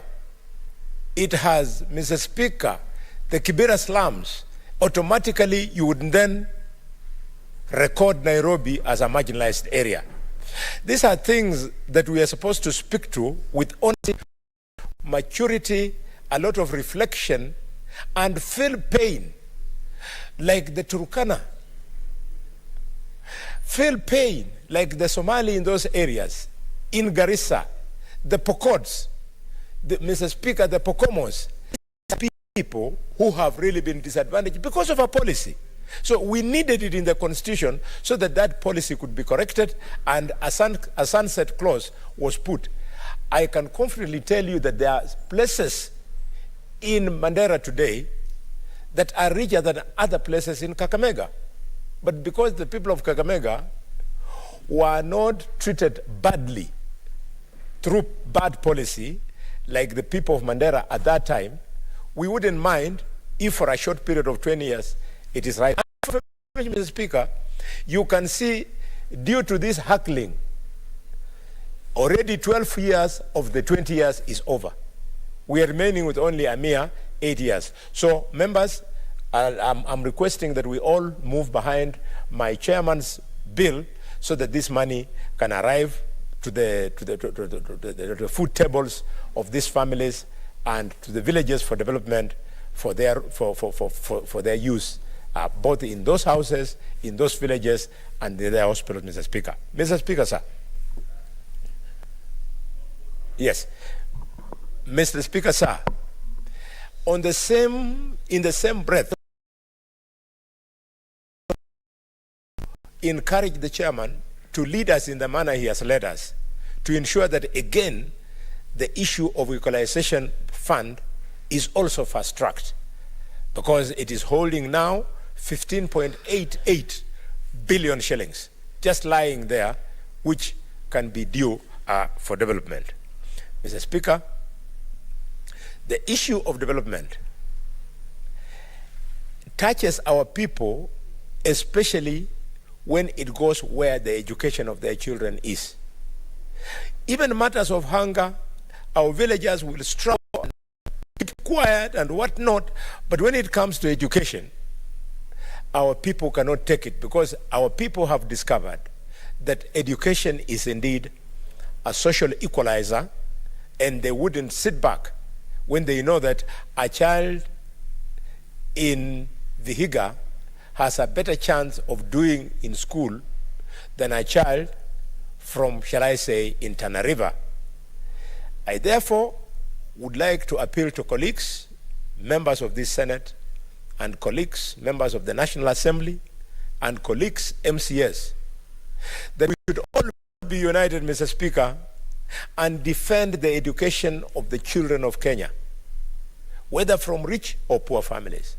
And this new policy of competency-based curricula that is attempting to replace knowledge-based curricula is going to create a class, because the requirement for CBC is such that the ordinary woman in Shinyalu, in Luahaha, in a village in Tana River cannot afford.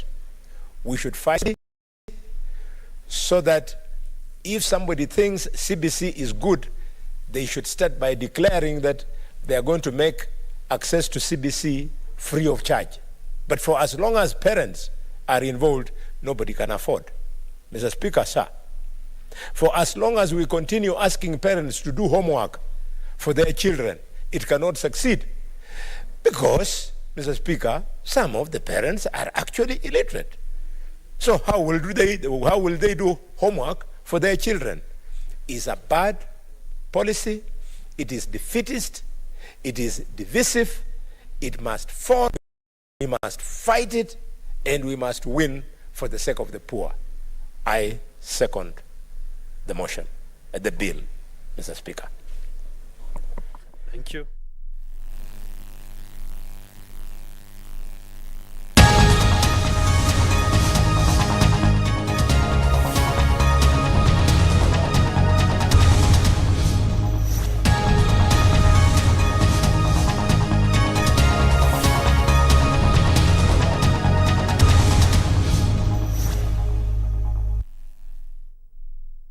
Kenya Kwanza, Aden Abdikarim Omar, Iman Falhada, Kering Zipora, Mwangi Godfrey, Sankok David. Azimio, Ali Fatuma Gedi, Kalonzo Kennedy, Odinga Winnie, and Shabal Suleiman.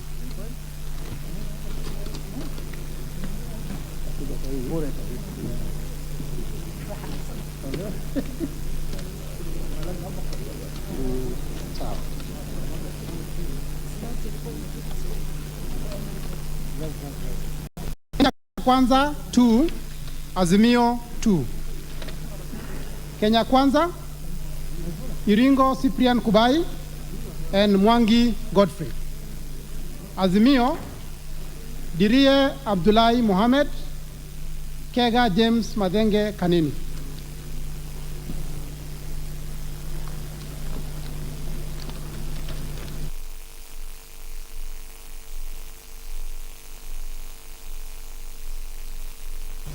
So this vote ballot is spoiled.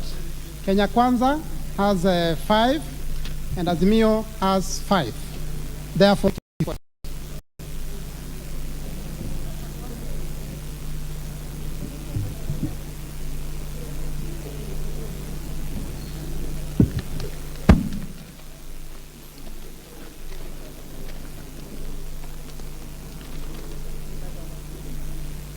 Kenya Kwanza 5, Azimio 4. Kenya Kwanza, Charles Frederick Muteti, Hassan Omar, Iman Falhada, Kering Zipora, and Sankok David. Azimio, Ali Fatuma Gedi, Kennedy, Odinga Winnie, and Shabal Suleiman.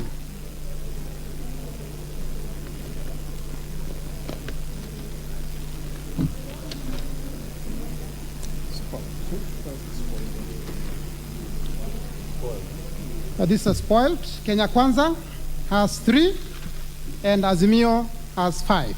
Yeah. So it's a spoiled vote.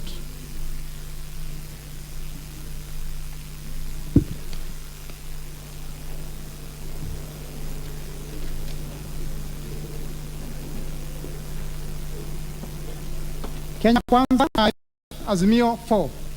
Kenya Kwanza, Hassan Omar, Iman Falhada, Kering Zipora, Nyambane Joel, and Sankok David. Azimio, Bosire Timothy, Kalonzo Kennedy, Kega James, and Odinga Winnie.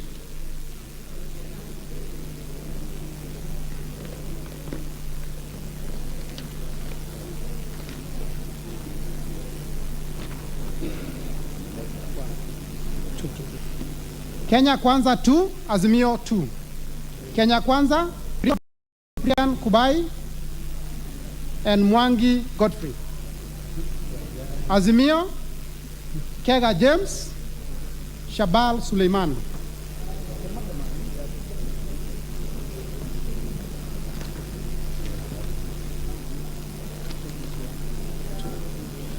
Kenya Kwanza 2, Azimio 1. Kenya Kwanza, Iringo Cyprian and Mwangi Godfrey. Azimio, Kega James.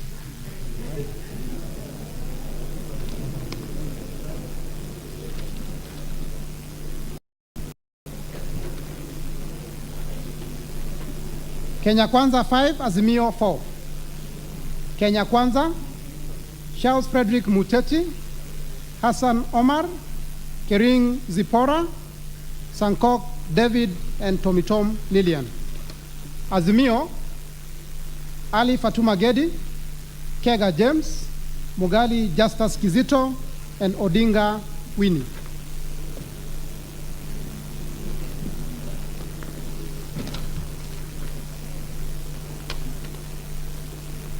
Kenya Kwanza 5, Azimio 4. Kenya Kwanza, Hassan Omar, Iman Falhada, Iringo Cyprian, Mwangi Godfrey, and Sankok David. Azimio, Kalonzo Kennedy, Mugali Justus Kizito, Odinga Winnie, and Shabal Suleiman.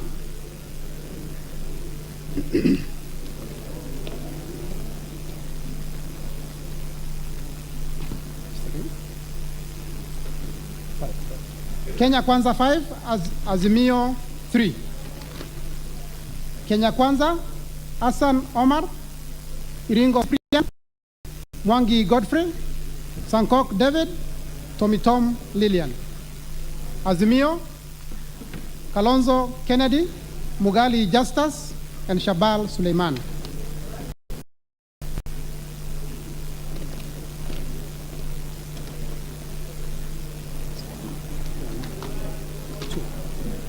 Kenya Kwanza 2, Azimio 1. Kenya Kwanza, Iringo Cyprian and Mwangi Godfrey. And Azimio, Kega James.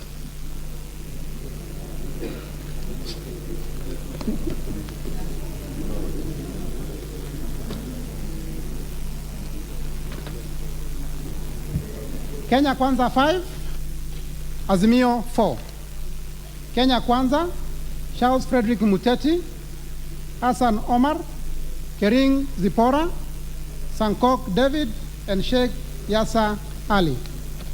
Azimio, Ali Fatuma Gedi, Bosire Timothy, Mugali Justus Kizito, and Odinga Winnie.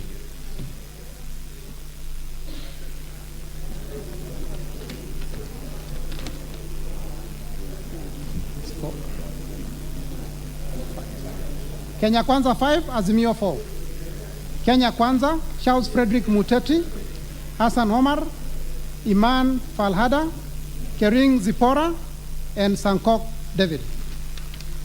Azimio, Ali Fatuma Gedi, Kalonzo Kennedy, Odinga Winnie, and Shabal Suleiman.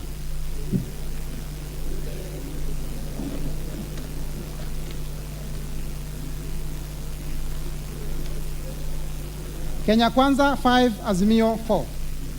Kenya Kwanza, Charles Frederick Muteti, Hassan Omar, Iman Falhada, Kering Zipora, and Sankok David. Azimio, Ali Fatuma Gedi, Kalonzo Kennedy, Mugali Justus, and Odinga Winnie.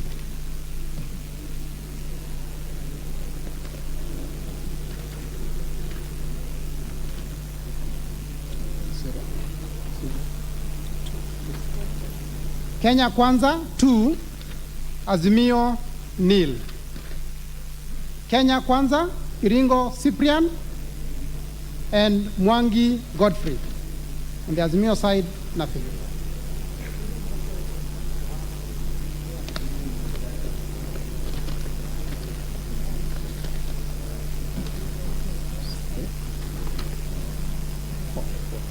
Kenya Kwanza 4, Azimio 3. Kenya Kwanza, Iman Falhada, Iringo Cyprian, Mwangi Godfrey, and Sankok David. Azimio, Kega James, Odinga Winnie, and Shabal Suleiman.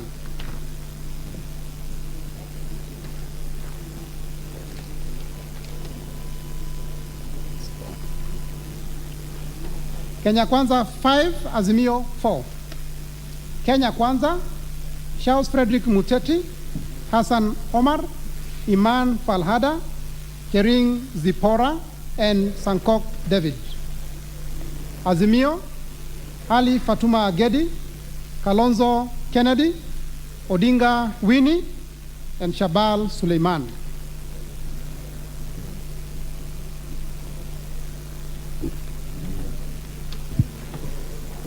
Honorable members,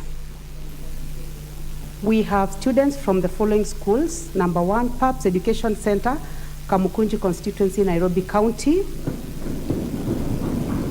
Mokris Junior School, Kasarani, Nairobi County. On my own behalf and on behalf of the National Assembly, I would like to welcome them to the National Assembly. Thank you. You may proceed. We proceed, members. Kenya Kwanza 5 and Azimio 4. Kenya Kwanza, Charles Frederick Muteti, Hassan Omar, Iman Falhada, Iringo Cyprian, and Mwangi Godfrey. Azimio, Ali Fatuma Gedi, Bosire Timothy, Odinga Winnie, and Shabal Suleiman.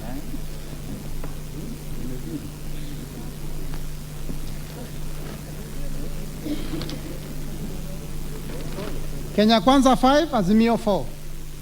Kenya Kwanza, Charles Frederick Muteti, Hassan Omar, Iringo Cyprian, Godfrey Mwangi, Sankok David. Azimio, Ali Fatuma Gedi, Kega James, Odinga Winnie, and Shabal Suleiman.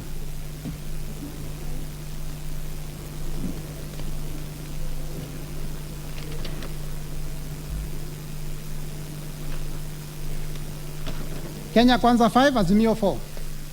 Kenya Kwanza, Charles Frederick Muteti, Hassan Omar, Iman Falhada, Kering Zipora, and Sankok David. Azimio, Bosire Timothy, Kalonzo Kennedy, Mugali Justus Kizito, and Odinga Winnie.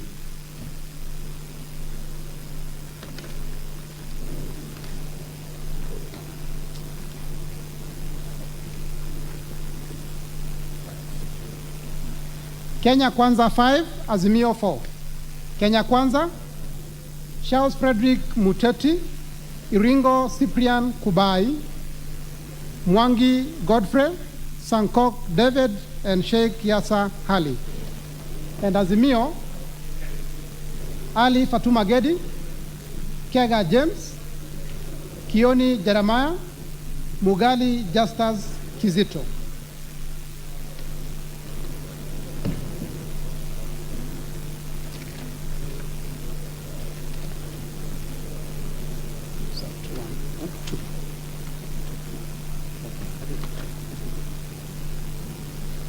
Kenya Kwanza 5, Azimio 2. Kenya Kwanza, Hassan Omar, Iman Falhada, Iringo Cyprian, Godfrey Mwangi, Sankok David. Azimio, Kega James, and Shabal Suleiman.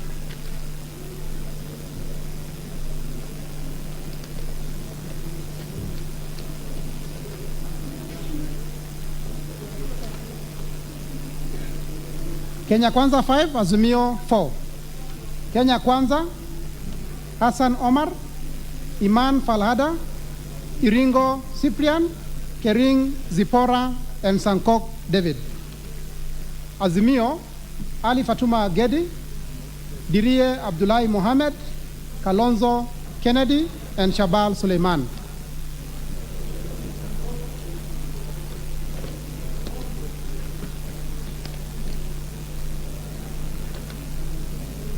Kenya Kwanza 5, Azimio 4.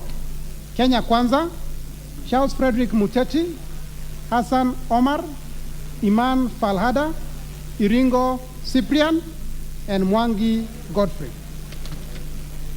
Azimio, Ali Fatuma Gedi, Bosire Timothy, Kega James, and Winnie Odinga.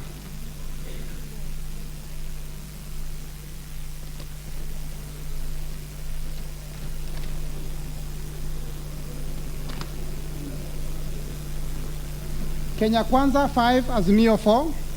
Kenya Kwanza, Charles Frederick Muteti, Hassan Omar, Iman Falhada, Kering Zipora, and Sankok David. Azimio, Kalonzo Kennedy, Kega James, Mugali Justus, and Shabal Suleiman.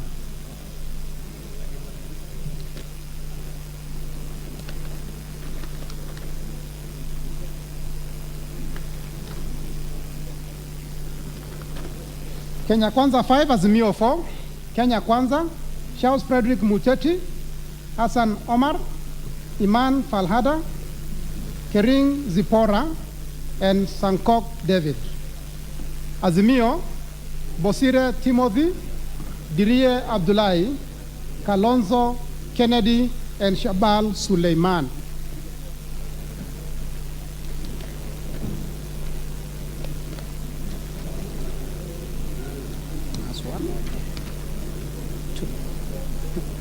Kenya Kwanza 2, Azimio 1. Kenya Kwanza, Iringo Cyprian Kubai, and Mwangi Godfrey. Azimio, Kega James.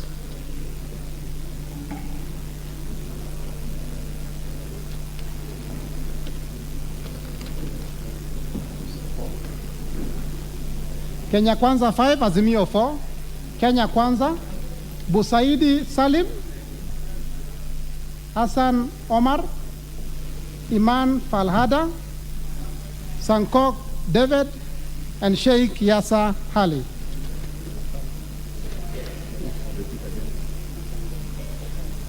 I come back again? No, they are requesting on that side. Yes. That is for him, Kenya Kwanza, Busaidi Salim, Hassan Omar, Iman Falhada, Sankok David, and Sheikh Yasa Ali. Azimio la Umoja, Bosire Timothy, Kega James, Nakusa Beatrice School, and Shabal Suleiman.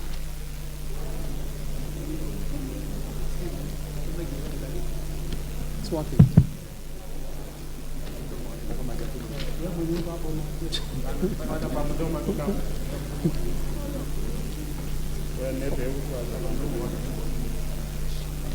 Kenya Kwanza 5, Azimio 4. Kenya Kwanza, Iman Falhada, Iringo Cyprian, Mwangi Godfrey, Sankok David, Tomitom Lillian. Azimio, Kalonzo Kennedy, Kega James, Mugali Justus Kizito, and Odinga Winnie.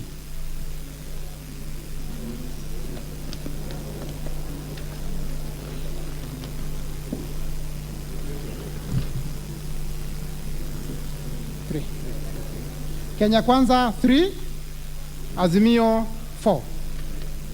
Kenya Kwanza, Iringo Cyprian, Mwangi Godfrey, and Tomitom Lillian. Azimio, Ali Fatuma Gedi, Bosire Timothy, Dirie Abdullahi, Kega James.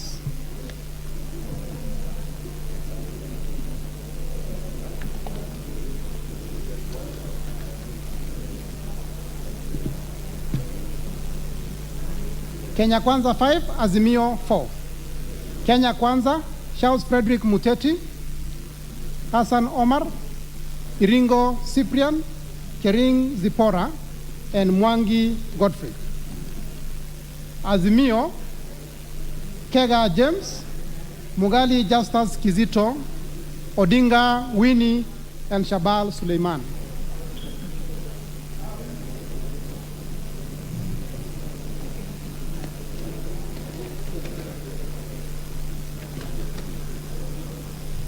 Kenya Kwanza 5, Azimio 4.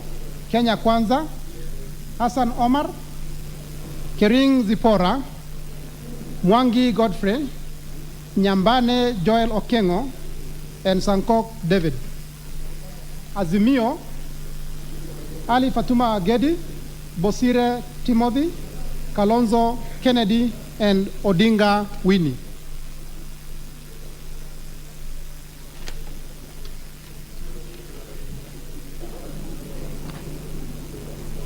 Kenya Kwanza 5, Azimio 4.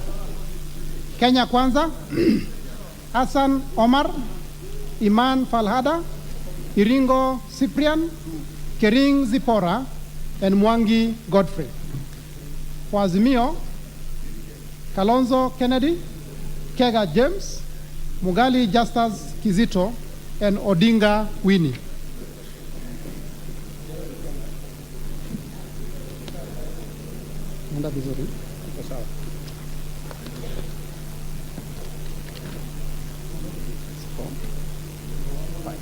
Kenya Kwanza 5, Azimio 4.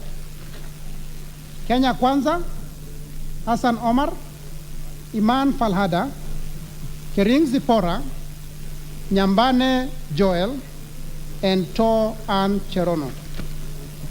Azimio, Bosire Timothy, Kalonzo Kennedy, Kega James, Odinga Winnie.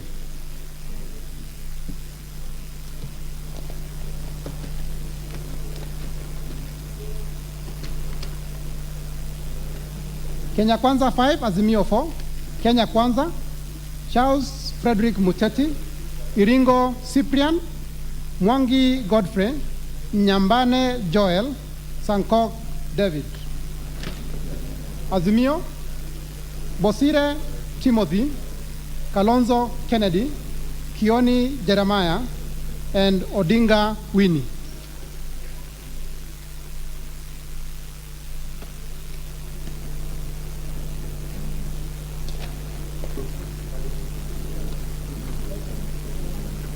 Kenya Kwanza 5, Azimio 4. Kenya Kwanza, Hassan Omar, Iman Falhada, Nyambane Joel, Sankok David, and Tomitom Lillian. Azimio, Bosire Timothy, Kalonzo Kennedy, Kega James, and Odinga Winnie. You want to repeat it? For Azimio? Yes. For Azimio is Bosire Timothy, Kalonzo Kennedy, Kega James, and Odinga Winnie.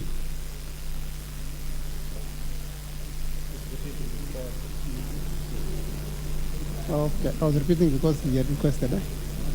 Okay. Okay.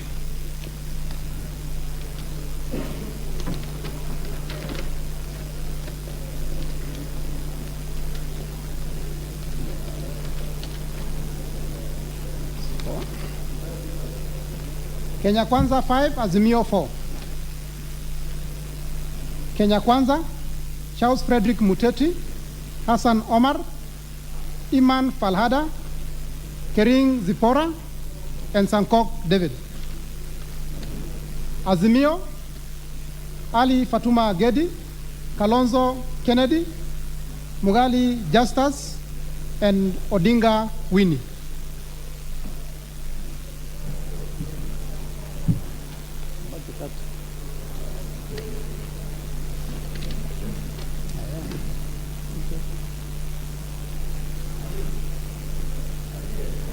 Kenya Kwanza 5, Azimio 4. Kenya Kwanza, Charles Frederick Muteti, Hassan Omar, Iman Falhada, Kering Zipora, and Sankok David. Azimio, Ali Fatuma Gedi, Kega James, Odinga Winnie, and Shabal Suleiman.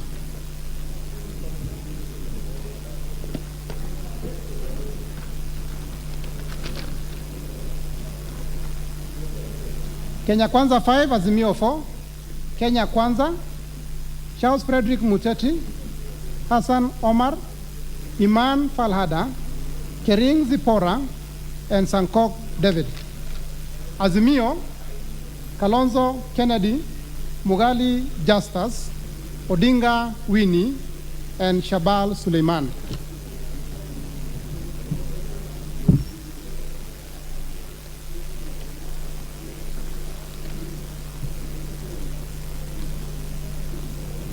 Kenya Kwanza 5, Azimio 4.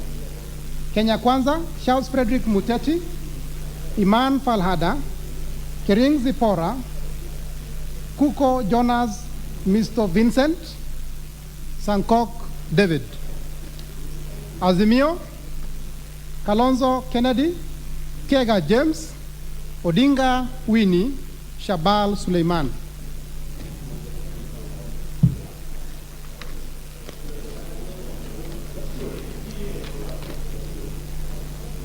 Spoiled. This is a spoiled vote. 6-5. Yes. This is a spoiled vote. Kenya Kwanza 6 and Azimio 5.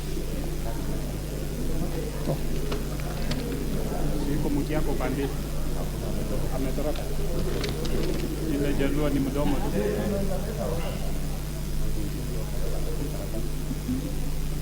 Nani naweka ukarabati wakati nilienda? Ulienda hapo. Na zile jalua ameenda tunafanya ukarabati. Unajua huwa pesa yetu ya agent inachelewa.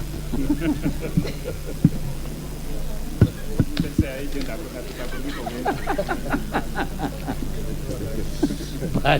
wewe. Tunakula ya Kenya Kwanza.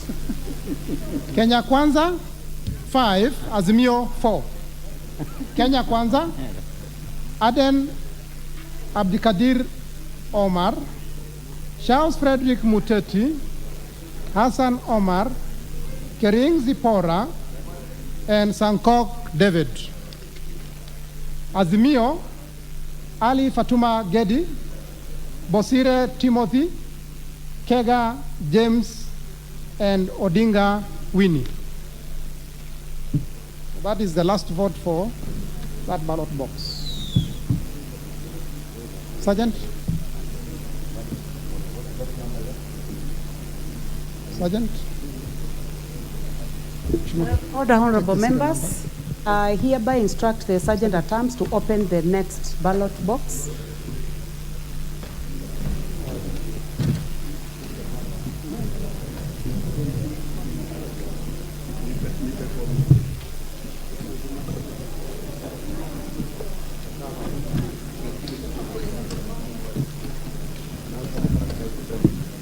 Yeah, you can. One new one, huh? Where's the first one? Where's the first one? Yeah, where's mine? You're writing, huh? Okay. We are very organized. Do a good job.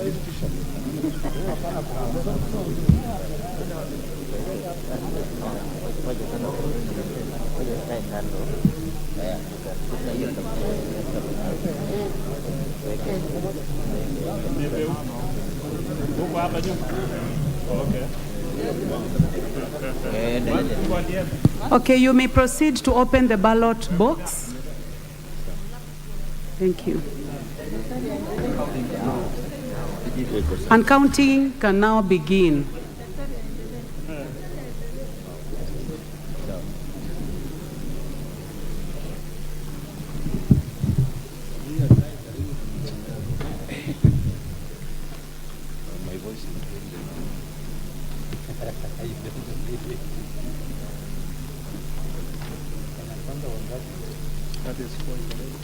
This is, okay, members, we are beginning the count on the third ballot box. And this is a spoiled vote. Kenya Kwanza, we have 5. The Azimio, we have 5.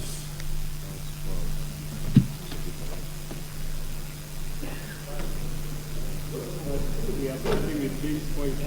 Yeah, well, that's the wrong one. That's the wrong side.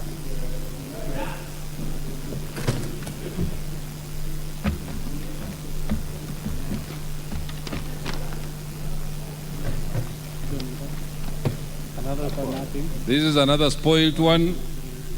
Kenya Kwanza 7, Azimio 0. I think the whole of this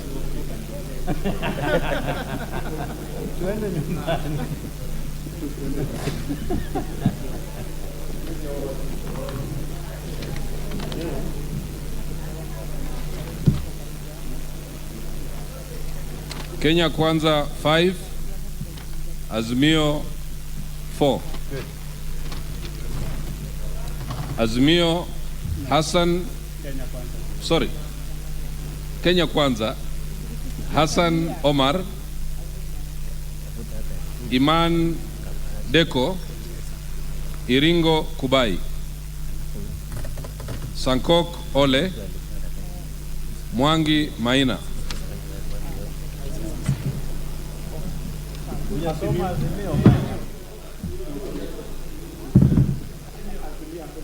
Tuko na shida kwa hii Kenya. Azimio, Azimio Ali Gedi, Kalonzo Musyoka, Odinga Winnie, Shabal Said. Sorry for that.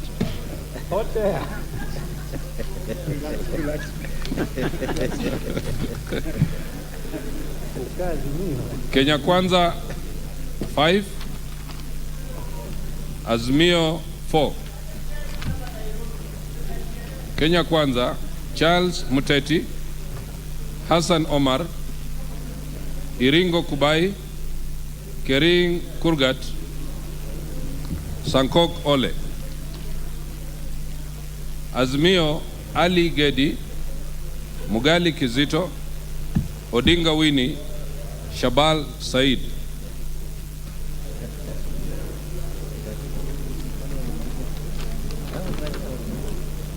Kenya Kwanza 5, Azimio 4. Kenya Kwanza, Charles Muteti, Hassan Omar, Iringo Kubai, Kering Kurgat, Sankok Ole. Azimio Kalonzo Musyoka, Kega Kanini, Odinga Winnie, Shabal Said.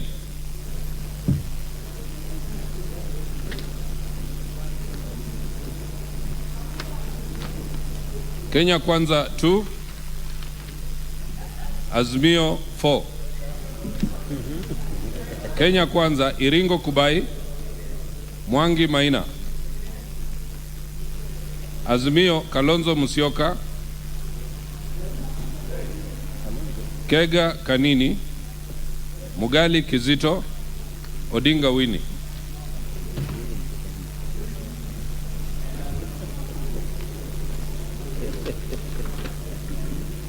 Kenya Kwanza 5, Azimio 4. Kenya Kwanza Hassan Omar, Iringo Kubai, Kering Kurgat, Mwangi Maina, Sankok Ole. Azimio Kalonzo Musyoka, Kega Kanini, Odinga Winnie, Shabal Said.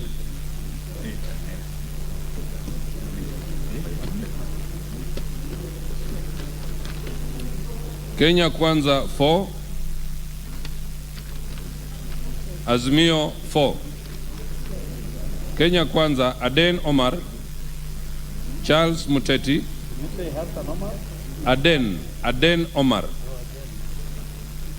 Charles Muteti, Iringo Kubai, Mwangi Maina. Azimio Kalonzo Musyoka, Kega Kanini, Kioni Ngau,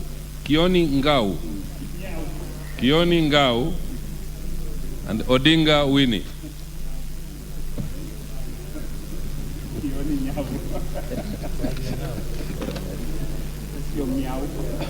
Kenya Kwanza 5, Azimio 4. Kenya Kwanza Charles Muteti, Iringo Kubai, Kering Kurgat, Mwangi Maina, Sankok Ole. Azimio Ali Gedi, Kalonzo Musyoka, Kega Kanini, Mugali Kizito.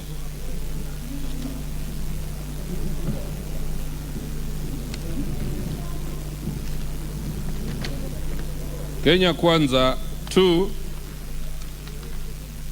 Azimio 4. No, 5. Azimio 5. This is a spoiled one.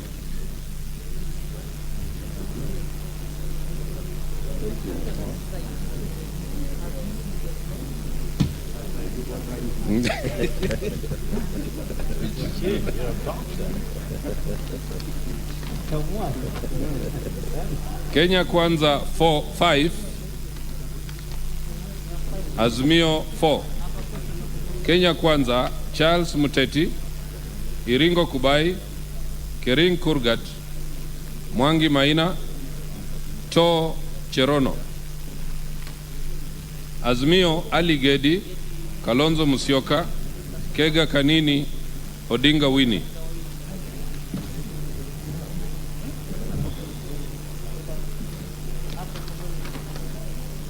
Kenya Kwanza 3,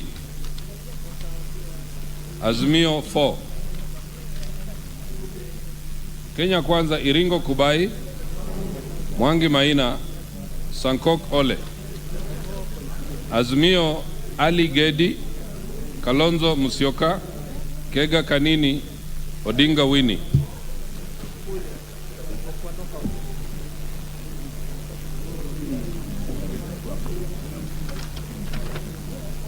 Kenya Kwanza 5, Azimio 4. Kenya Kwanza Hassan Omar, Iman Deko, Kering Kurgat, Mwangi Maina, Sankok Ole. Azimio Kalonzo Musyoka, Kega Kanini, Mugali Kizito, Odinga Winnie.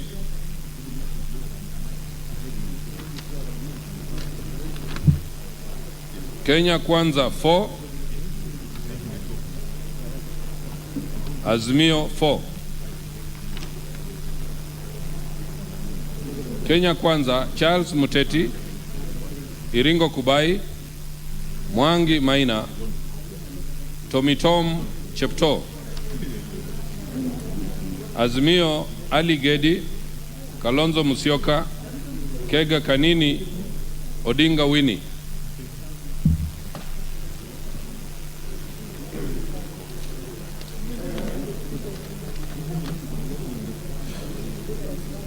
Kenya Kwanza 5,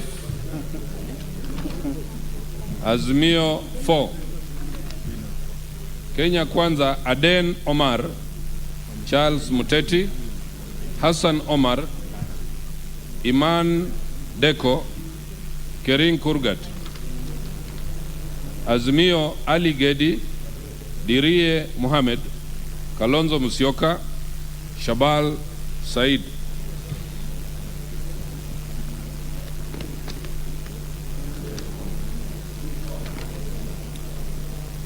Kenya Kwanza 2,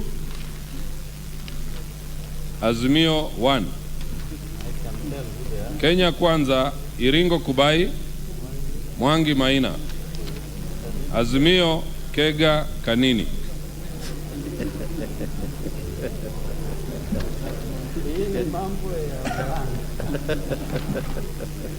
Kenya Kwanza 5, Azimio 4. Kenya Kwanza Hassan Omar, Iman Deko, Kering Kurgat, Lowoia Rebecca, Mwangi Maina. Azimio Dirie Mohamed, Kalonzo Musyoka, Mugali Kizito, Odinga Winnie.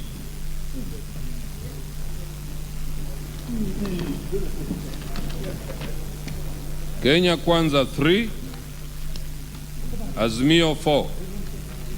Kenya Kwanza Charles Muteti, Iringo Kubai, Mwangi Maina. Azimio Kalonzo Musyoka, Kega Kanini, Odinga Winnie, Shabal Said.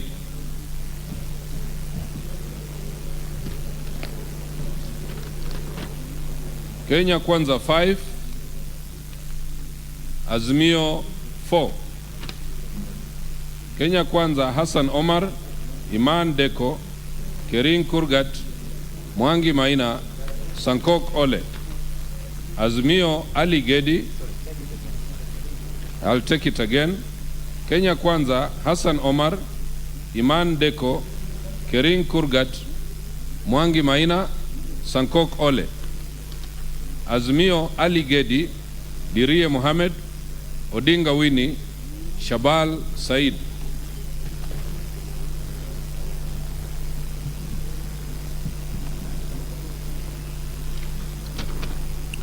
Kenya Kwanza 5,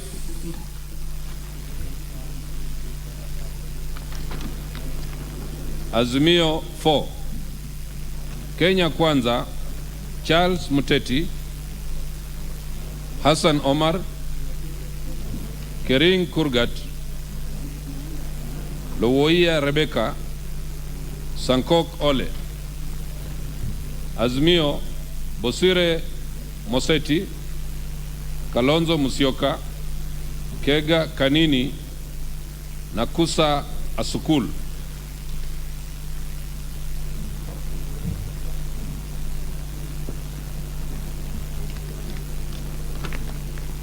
Kenya Kwanza 5, Azimio 4. Kenya Kwanza Aden Omar, Iringo Kubai, Kering Kurgat, Mwangi Maina, Sankok Ole. Azimio Bosire Moseti, Kalonzo Musyoka, Kioni Ngayu, Odinga Winnie.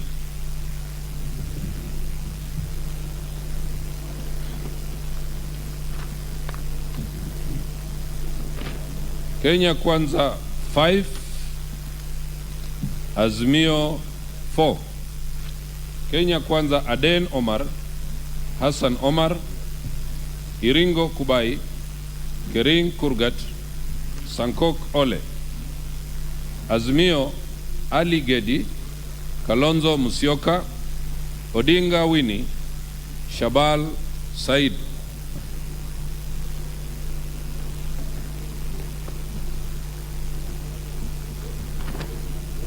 Kenya Kwanza 5, Azimio 4.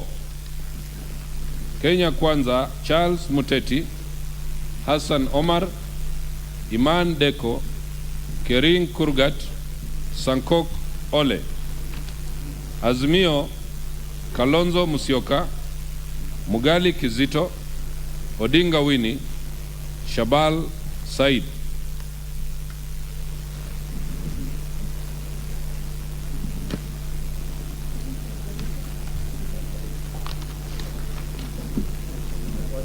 Kenya Kwanza 5, Azimio 4. Kenya Kwanza Charles Muteti, Iringo Kubai, Kering Kurgat, Mwangi Maina, Tomitom Chepto. Azimio Ali Gedi, Kalonzo Musyoka, Odinga Winnie, Shabal Said.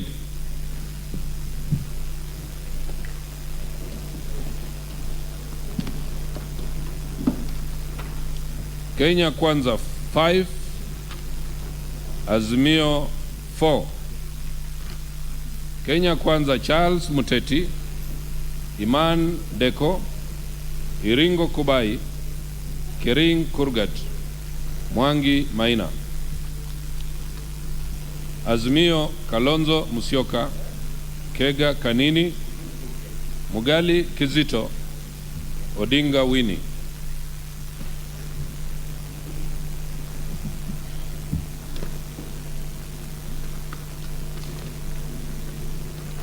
Kenya Kwanza 5, Azimio 4. Kenya Kwanza Aden Omar, Charles Muteti, Hassan Omar, Kering Kurgat, Mwangi Maina. Azimio Ali Gedi, Kalonzo Musyoka, Kioni Ngayu, Mugali Kizito.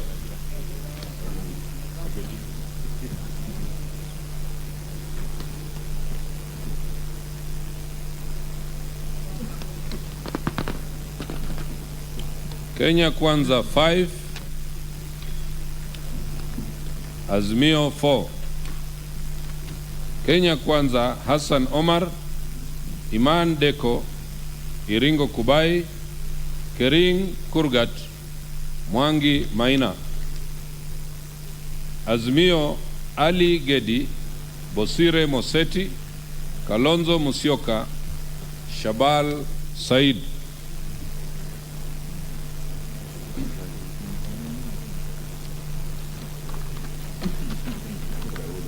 Kenya Kwanza 5, Azimio 4. Kenya Kwanza Charles Muteti, Iringo Kubai, Mwangi Maina, Nyambane Okengo, Tomitom Chepto. Azimio Bosire Moseti, Kalonzo Musyoka, Kega Kanini, Odinga Winnie.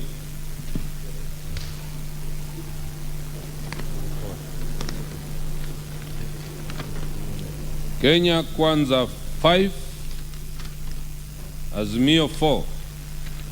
Kenya Kwanza Aden Omar, Hassan Omar, Iman Deko, Iringo Kubai, Mwangi Maina. Azimio Ali Gedi, Kalonzo Musyoka, Kega Kanini, Odinga Winnie.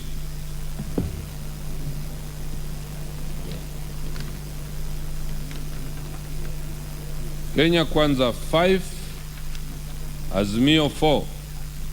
Kenya Kwanza Charles Muteti, Iman Deko, Iringo Kubai, Mwangi Maina, Sankok Ole. Azimio Kalonzo Musyoka, Kega Kanini, Odinga Winnie, Shabal Said.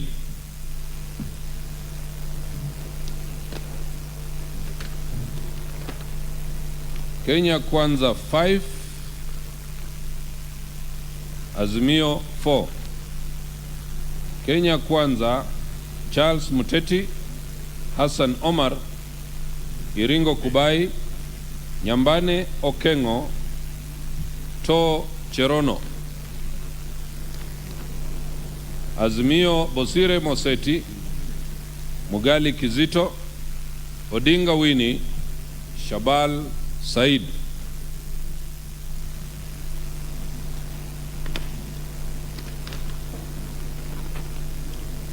Kenya Kwanza 5, Azimio 4. Kenya Kwanza Busaidi Mohamed, Iringo Kubai, Kuko Vincent, Mwangi Maina, Sankok Ole. Azimio Ali Gedi, Kalonzo Musyoka, Odinga Winnie, Shabal Said. Sorry.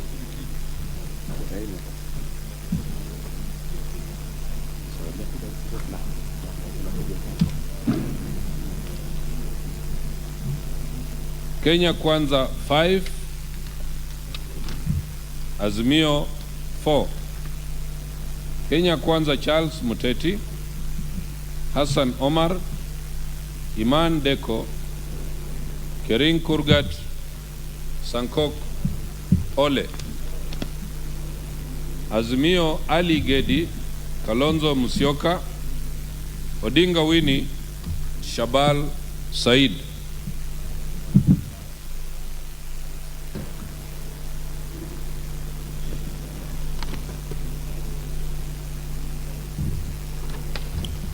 Kenya Kwanza 5, Azimio 4. Kenya Kwanza Aden Omar, Hassan Omar, Iringo Kubai, Kering Kurgat, Mwangi Maina. Azimio Ali Gedi, Kalonzo Musyoka, Mugali Kizito, Odinga Winnie.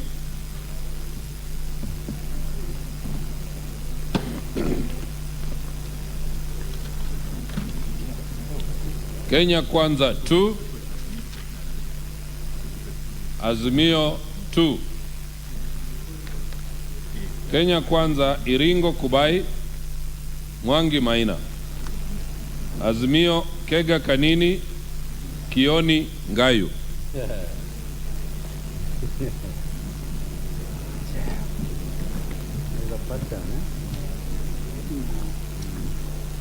Kenya Kwanza 5, Azimio 4. Kenya Kwanza Aden Omar, Busaidi Mohamed, Hassan Omar, Iman Deko, Sheikh Ali. Azimio Ali Gedi, Dirie Mohamed, Kalonzo Musyoka, Shabal Said.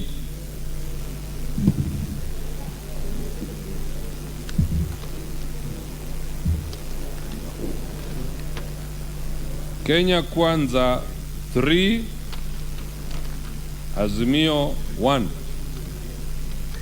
Kenya Kwanza Iringo Kubai, Kuko Vincent, Mwangi Maina. Azimio Kega Kanini.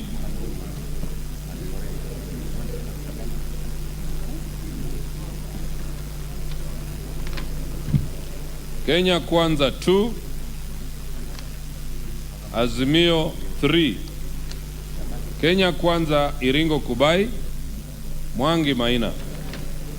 Azimio Bosire Moseti, Kalonzo Musyoka, Odinga Winnie.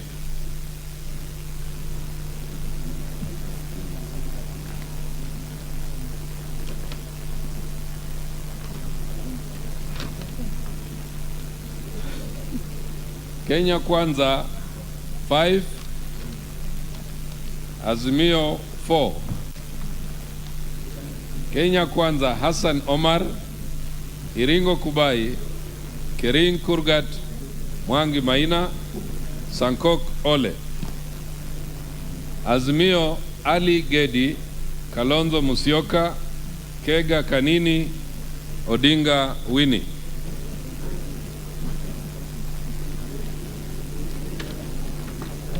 Kenya Kwanza 5, Azimio 0. Kenya Kwanza Aden Omar, Charles Muteti, Hassan Omar, Kering Kurgat, Sankok Ole. Azimio 0.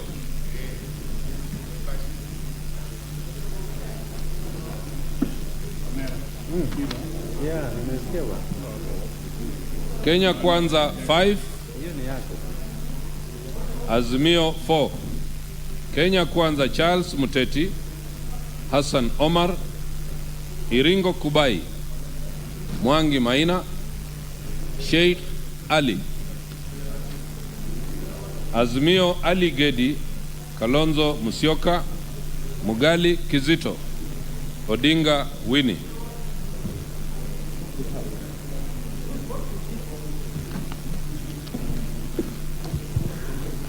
Honorable members, I have a point of order from the Honorable Junet Mohammed. Honorable Junet, what is out of order?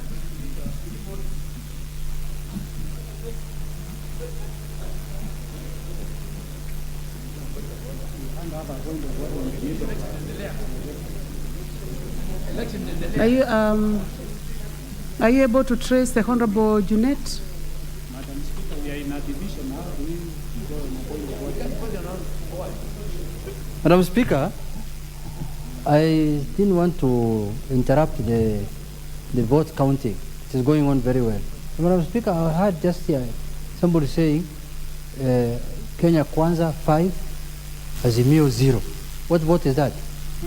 And can we know from which area, Madam Speaker? Because it is really surprising. Somebody can go to the booth and then vote for Kenya Kwanza and then doesn't vote for Azimio. He's saying Kenya Kwanza 5, Azimio 0. Does it mean that nobody voted for Azimio? Or what, can that be counted as spoiled vote also? That must be spoiled vote. That must be a spoiled vote, Madam Speaker. Azimio, there is no way as it can be Azimio 0. There is no way. That must be a spoiled vote. And we know the people who did that. We know you. Shame on you. May God curse you in this world and the next world. Pure kabisa. Order, Honorable Junet. Junet is out of order, Madam. Honorable Junet, you're out of order. The clerk is reading the paper as it is. So it means that on the side of Azimio, the honorable member did not indicate a vote. So I would like to request that we proceed with the counting. Kenya Kwanza 5, Azimio 4. Kenya Kwanza,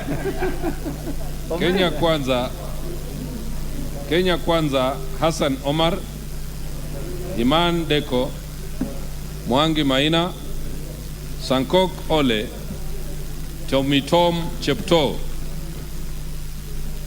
Azimio Kega Kanini, Mugali Kizito, Odinga Winnie, Shabal Said.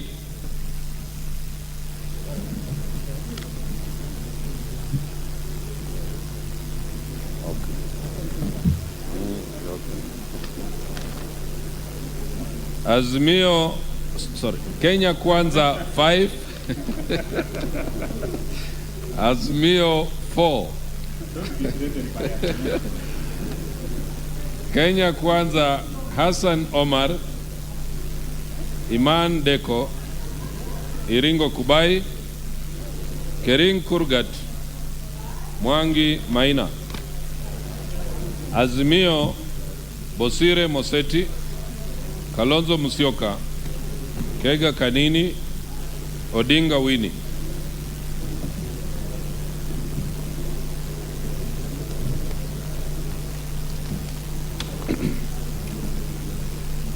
Kenya Kwanza 4, Azimio 4.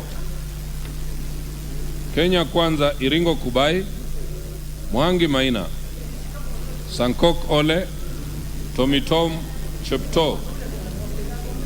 Azimio Kega Kanini, Kioni Ngayu, Odinga Winnie, Shabal Said.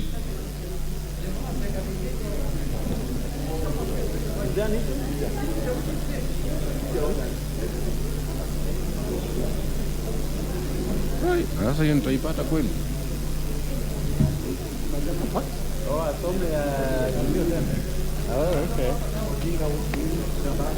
Honorable members, I will repeat. Consult in low tones so that we are able to hear.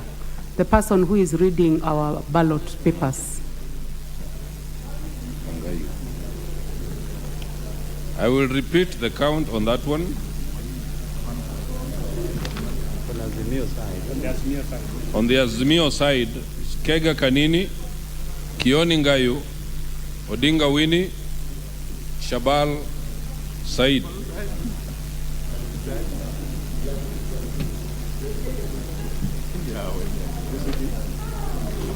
Kenya Kwanza 5, Azimio 4.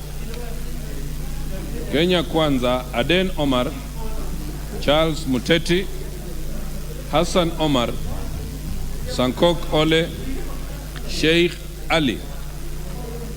Azimio Ali Gedi, Dirie Mohammed, Kega Kanini, Shabal Said.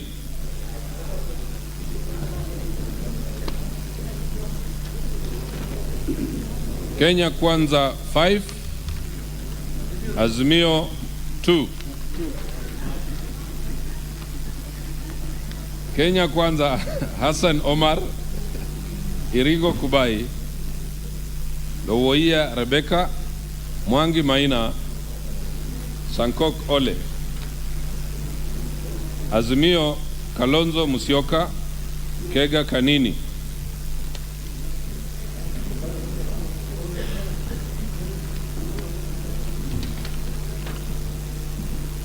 Kenya Kwanza 5, Azimio 4. Kenya Kwanza Aden Omar, Iringo Kubai, Kering Kurgat, Mwangi Maina, Sankok Ole. Azimio Bosire Moseti, Kalonzo Musyoka, Odinga Winnie, Shabal Said.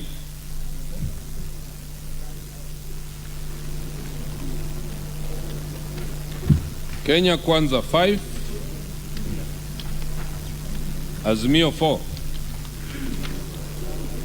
Kenya Kwanza Hassan Omar, Iringo Kubai, Kering Kurgat, Mwangi Maina, Nyambane Okengo. Azimio Bosire Moseti, Kalonzo Musyoka, Kega Kanini, Odinga Winnie.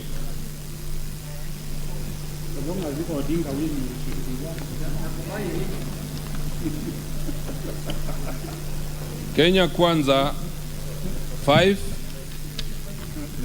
Azimio 4. Kenya Kwanza Busaidi Mohamed, Charles Muteti, Lowoia Rebecca, Nyambane Okengo, To Cherono. Azimio Kalonzo Musyoka, Kega Kanini, Nakusa Asukul, Odinga Winnie.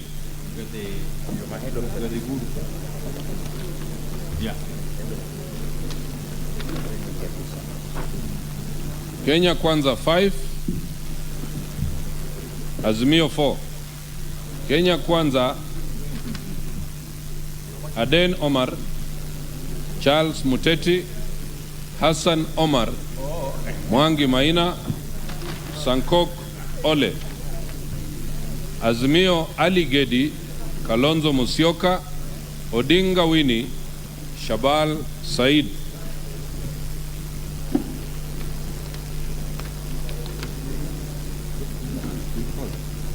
Kenya Kwanza 2, Azimio 2. Kenya Kwanza Iringo Kubai, Mwangi Maina. Azimio Bosire Moseti, Shabal Said.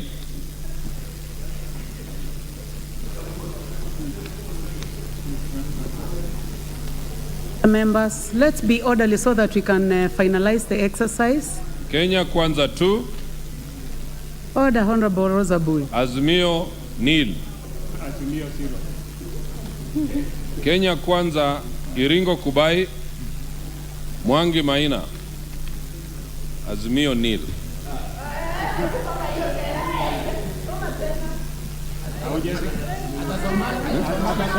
Proceed with the counting.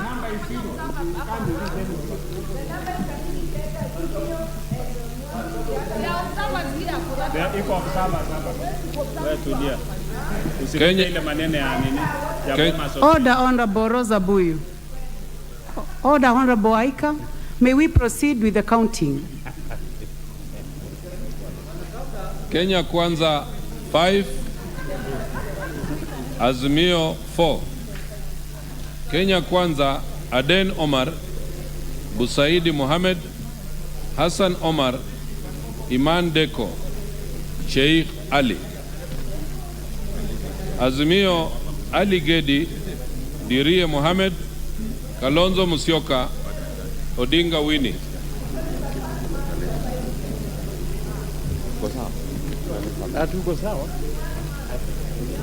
Kenya Kwanza 5, Azimio 4.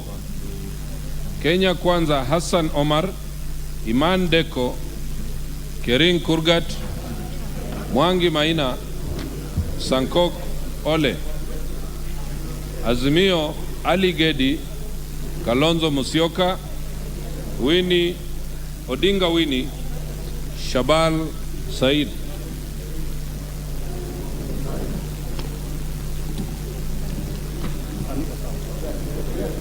Kenya Kwanza 5, Azimio 4. Kenya Kwanza Charles Muteti, Hassan Omar, Iman Deko, Mwangi Maina, Sankok Ole. Azimio Bosire Moseti, Mugali Kizito, Odinga Winnie, Shabal Said.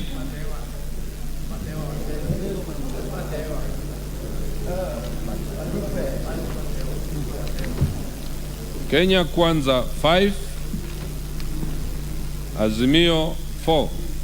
Kenya Kwanza Charles Muteti, Hassan Omar, Iman Deko, Kering Kurgat, Sankok Ole.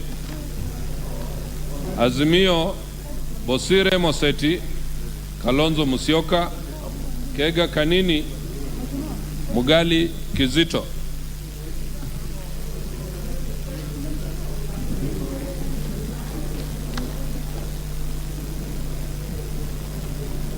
Kenya Kwanza 5, Azimio 4. Kenya Kwanza Charles Muteti, Hassan Omar, Iman Deko, Kering Kurgat, Sankok Ole. Azimio Ali Gedi, Kalonzo Musyoka, Mugali Kizito, Odinga Winnie.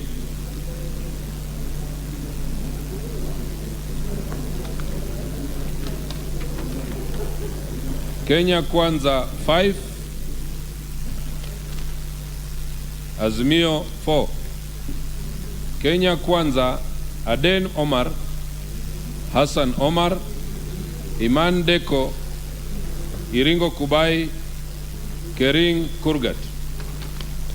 Azimio Bosire Moseti, Kalonzo Musyoka, Kega Kanini, Odinga Winnie.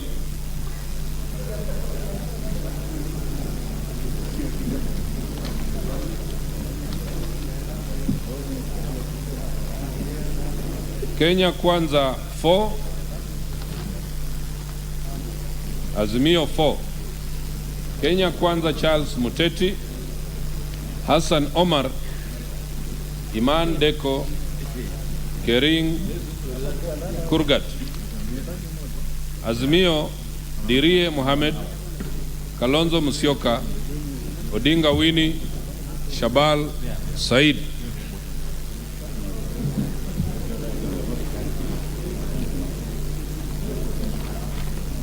Kenya Kwanza 4, Azimio 4. Kenya Kwanza Hassan Omar, Iringo Kubai, Kering Kurgat, Mwangi Maina. Azimio Ali Gedi, Kalonzo Musyoka, Odinga Winnie, Shabal Said.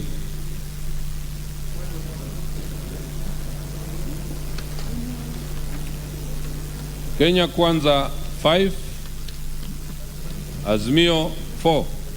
Kenya Kwanza, Charles Muteti, Hassan Omar, Iman Deko, Kering Kurgat, Sankok Ole. Azimio Ali Gedi, Kalonzo Musyoka, Kega Kanini, Shabal Said.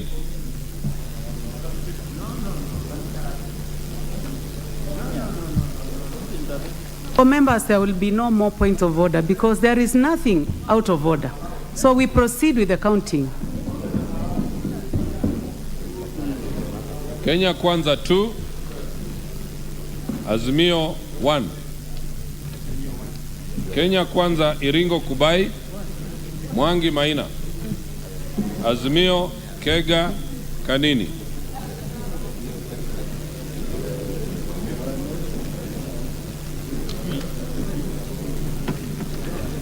Kenya Kwanza 5, Azimio 4.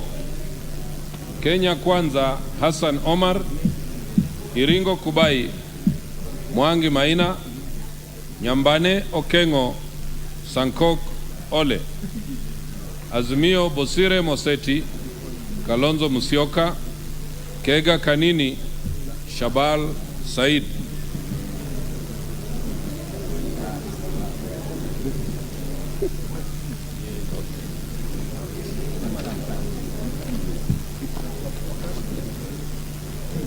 Kenya Kwanza 5,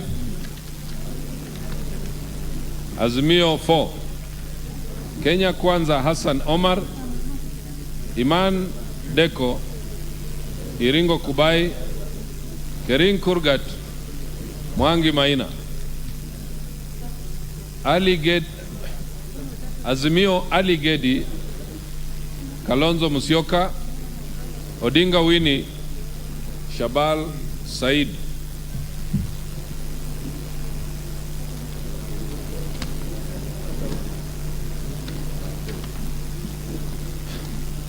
Kenya Kwanza 5, Azimio 4.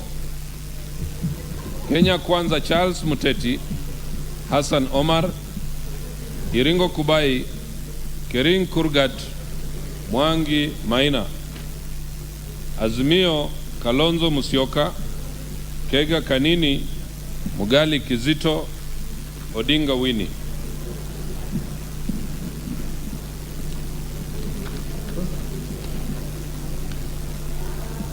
Kenya Kwanza 3, Azimio 3. Kenya Kwanza Charles Muteti, Hassan Omar, To Cherono. Azimio Ali Gedi, Kega Kanini, Shabal Said.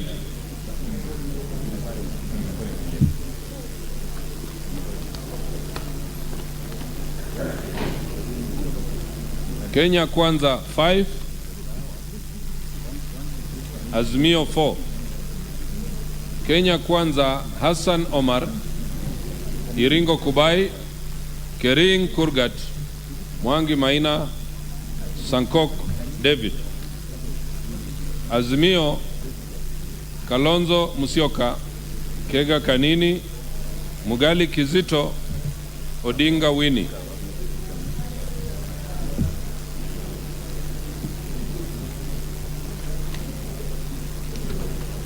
Kenya Kwanza 5, Azimio 4.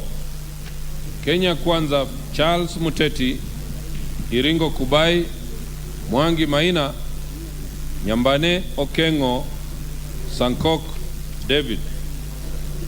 Azimio Ali Gedi, Dirie Mohamed, Kalonzo Musyoka, Odinga Winnie.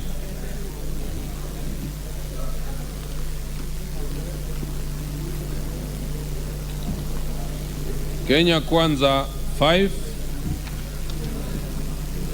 Azimio 4.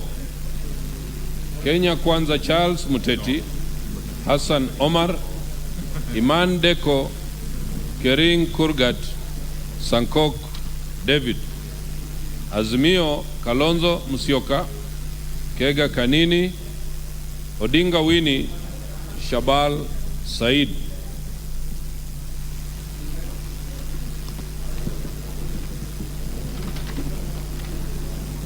Kenya Kwanza 5, Azimio 4.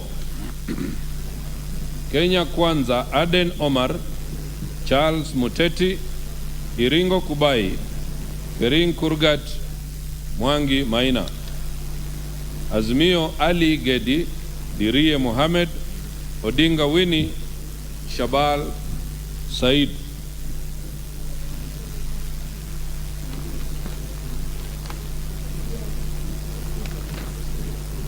Kenya Kwanza 5, Azimio 4. Kenya Kwanza Hassan Omar, Iringo Kubai, Mwangi Maina, Sankok David, To Cherono. Azimio Ali Gedi, Bosire Moseti, Kega Kanini, Odinga Winnie.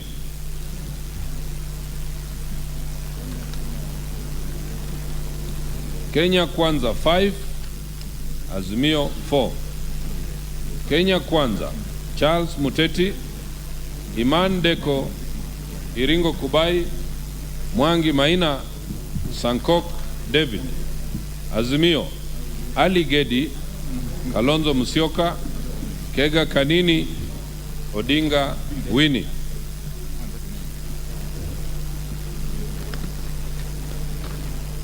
Kenya Kwanza 4, Azimio 2. Kenya Kwanza Iringo Kubai, Mwangi Maina, Sankok David, Tomitom Chepto. Azimio Ali Gedi, Kega Kanini.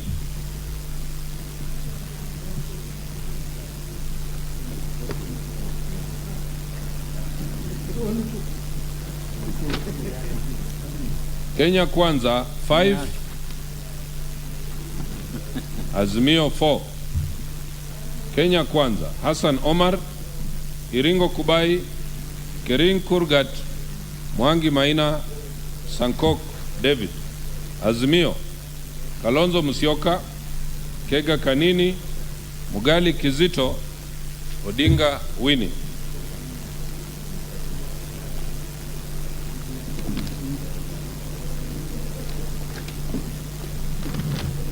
Kenya Kwanza 5, Azimio 4. Kenya Kwanza Hassan Omar, Iringo Kubai, Mwangi Maina, Sankok David, Tomitom Chepto. Azimio Ali Gedi, Dirie Mohamed, Odinga Winnie, and Shabal Said.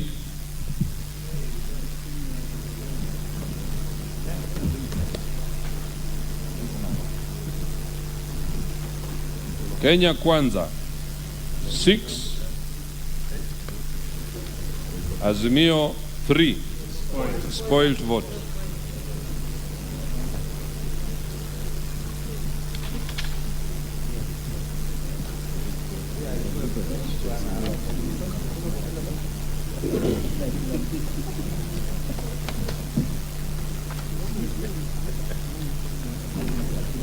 Kenya Kwanza 5, Azimio 4.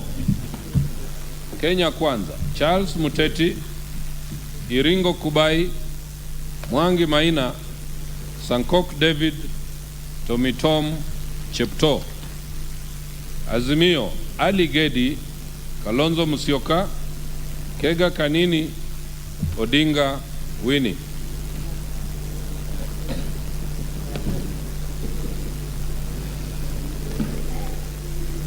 Kenya Kwanza 4, Azimio 2.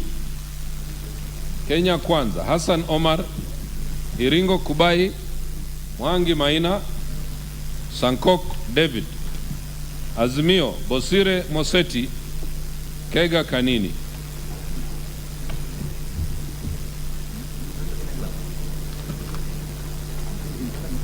Kenya Kwanza 2, Azimio 2. Kenya Kwanza Iringo Kubai, Mwangi Maina. Azimio, Ali Gedi, Kega Kanini.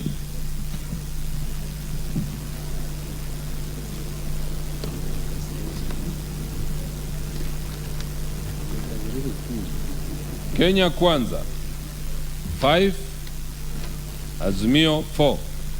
Kenya Kwanza, Charles Muteti, Hassan Omar, Iman Deko, Iringo Kubai, Mwangi Maina.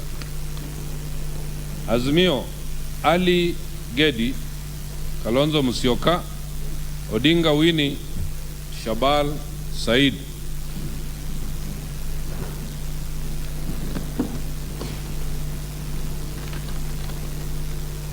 Kenya Kwanza 5, Azimio 4. Kenya Kwanza, Aden Omar, Charles Muteti, Kering Kurgat, Mwangi Maina, Sankok David.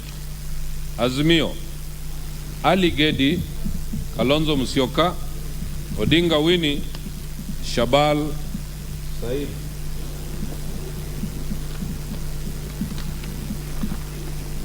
Kenya Kwanza 5, Azimio 4. Kenya Kwanza, Charles Muteti, Hassan Omar, Iringo Kubai, Kering Kurgat, Sankok David. Azimio, Kalonzo Musyoka, Kega Kanini, Mugali Kizito, Odinga Winnie.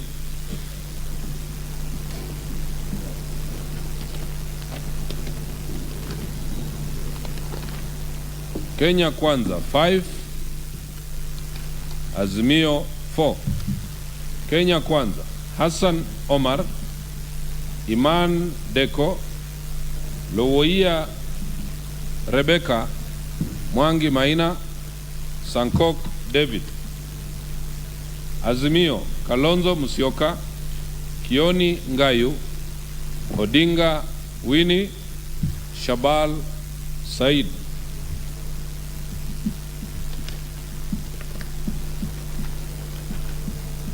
Kenya Kwanza 5, Azimio 4. Kenya Kwanza, Charles Muteti, Iman Deko, Kering Kurgat, Sankok David, Sheikh Ali. Azimio, Dirie Mohamed, Kalonzo Musyoka, Kega Kanini, Odinga Winnie.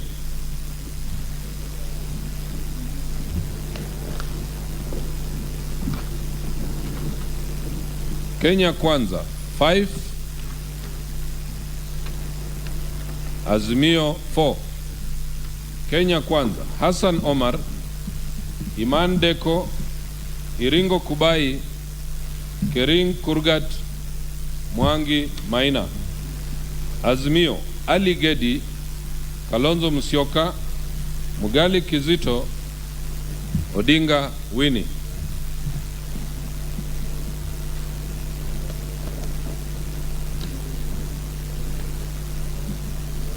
Kenya Kwanza 5, Azimio 4.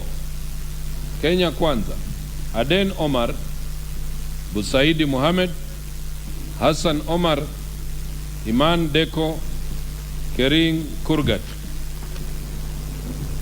Azimio, Ali Gedi, Dirie Mohamed, Kioni Ngayu, Shabal Said.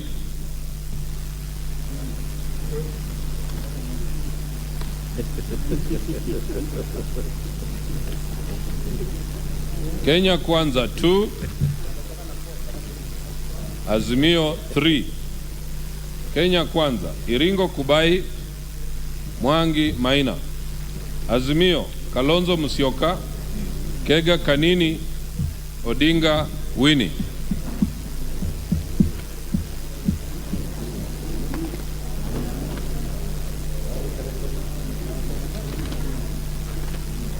Kenya Kwanza 5, Azimio 4. Kenya Kwanza, Charles Muteti, Hassan Omar, Iman Deko, Kering Kurgat, Sankok David. Azimio, Bosire Moseti, Kalonzo Musyoka, Odinga Winnie, Shabal Said.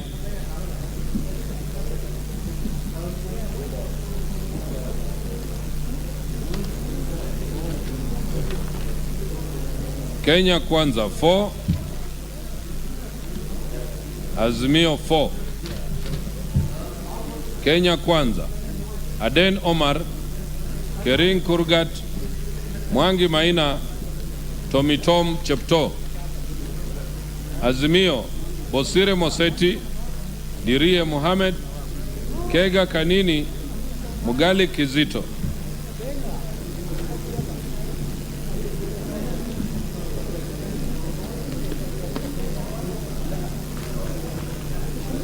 Kenya Kwanza 5, Azimio 4. Kenya Kwanza, Aden Omar, Busaidi Mohamed, Hassan Omar, Kering Kurgat, Sankok David. Azimio, Bosire Moseti, Kega Kanini, Winnie, Odinga Winnie, Shabal Said.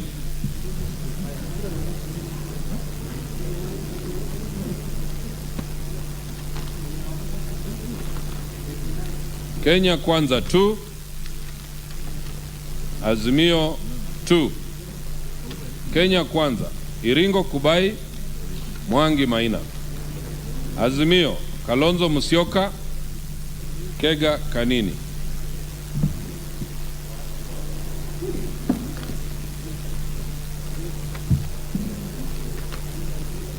Kenya Kwanza 5, Azimio 4. Kenya Kwanza, Charles Muteti, Hassan Omar, Iman Deko, Kering Kurgat, Sankok David. Azimio, Ali Gedi, Kalonzo Musyoka, Odinga Winnie, Shabal Said.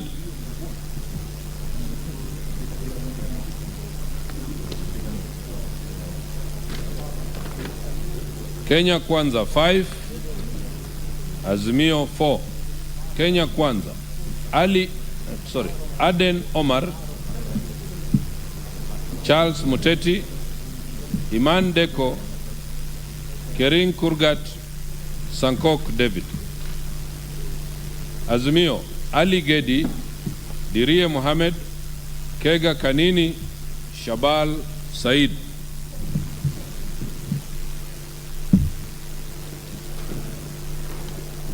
Kenya Kwanza 5, Azimio 5, spoil.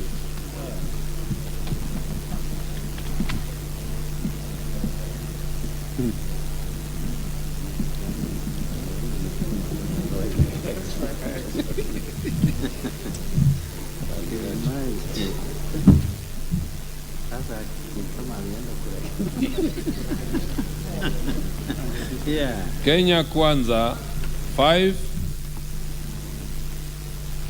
Azimio 4. Kenya Kwanza, Charles Muteti, Hassan Omar, Iman Deko, Kering Kurgat, Sankok David. Azimio, Kalonzo Musyoka, Mugali Kizito, Odinga Winnie, Shabal Said.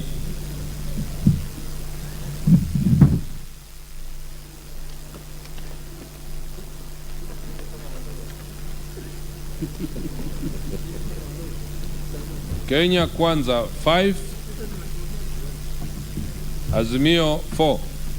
Kenya Kwanza, Aden Omar, Hassan Omar, Kering Kurgat, Mwangi Maina, Sankok David. Azimio, Ali Gedi, Dirie Mohamed, Kioni Ngayu, Shabal Said.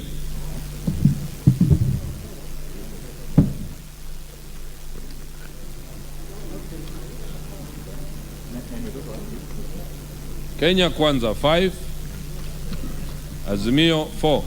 Kenya Kwanza, Charles Muteti, Hassan Omar, Iman Deko, Kering Kurgat, Sankok David. I will repeat. Kenya Kwanza, Charles Muteti, Hassan Omar, Iman Deko, Kering Kurgat, Sankok David. Azimio, Bosire Moseti, Kalonzo Musyoka, Odinga Winnie, Shabal Said. Members, that is the last vote in the ballot box number 3.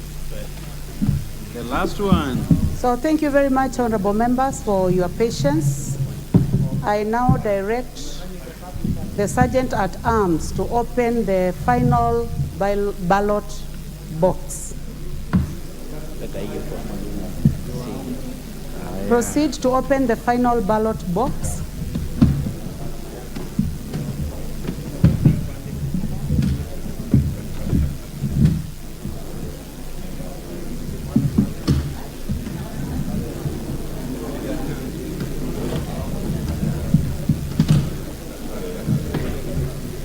Thank you very much. We may now proceed to count. Thank you. Just one name. Wamezoea sasa anasema mbili. No, moja ni sawa. Because they don't share names.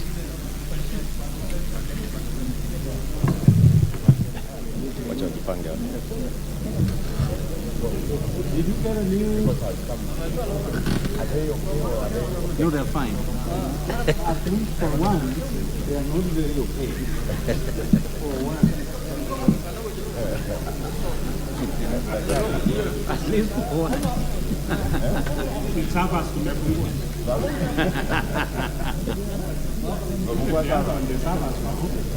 And remember, this is printed here in Kenya. Because we don't trust each other, hizi zinaenda nje. So when they come back, it is the same result.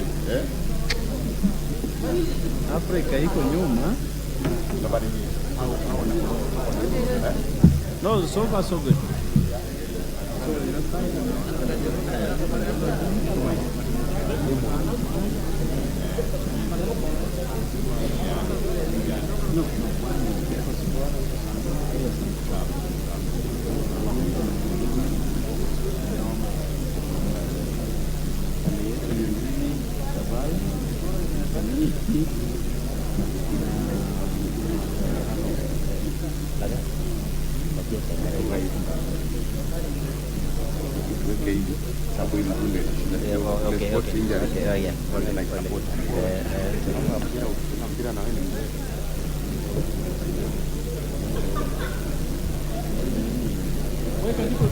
Hakuna maji mimi hapo hiyo.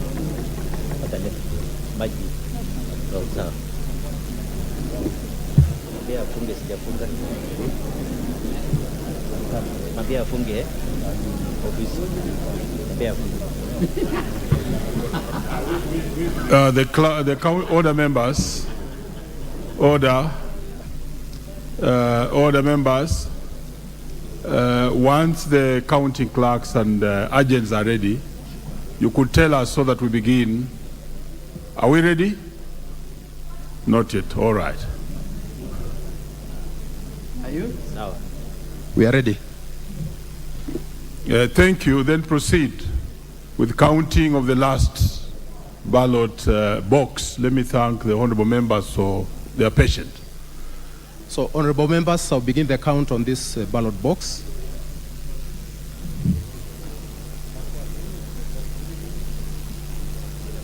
Kenya Kwanza 5, Azimio 4. Kenya Kwanza, Charles Muteti, Hassan Omar, Iman Deko, Kering Zipora, and Sankok David Ole. Azimio, Kalonzo Kennedy, Kega James, Odiga Winnie, Shabao Said.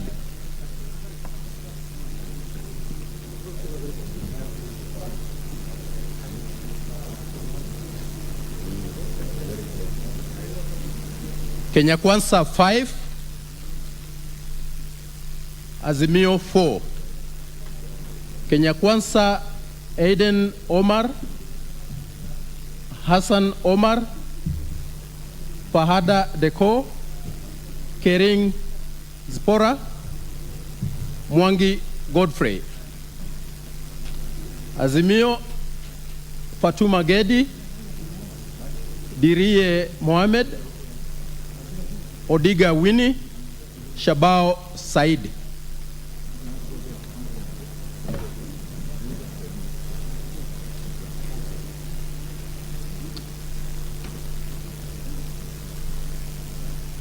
Kenya Kwanza 5, Azimio 4. Kenya Kwanza Aiden Omar, Busaidi Mohamed, Hassan Omar, Iman Diko, Kering Zipora. Azimio Fatuma Gedi, Kega James, Odiga Winnie, Shabao Said.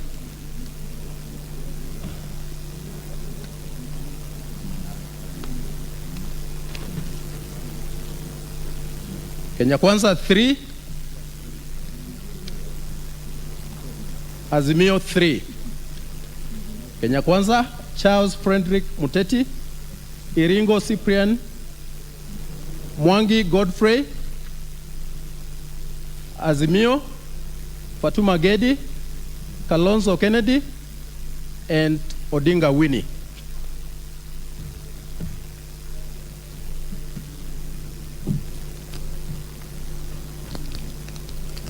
Kenya Kwanza 5,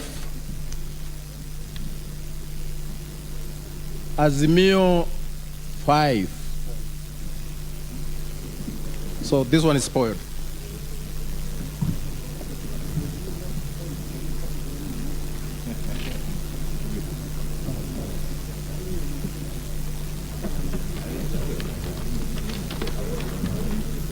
Kenya Kwanza 4,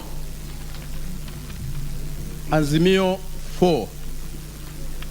Kenya Kwanza Aiden Omar, Charles Muteti, Hassan Omar, Iringo Cyprian, Mwangi Godfrey. Azimio Fatuma Gedi, Kega James, Mugali Justus, Odinga Winnie.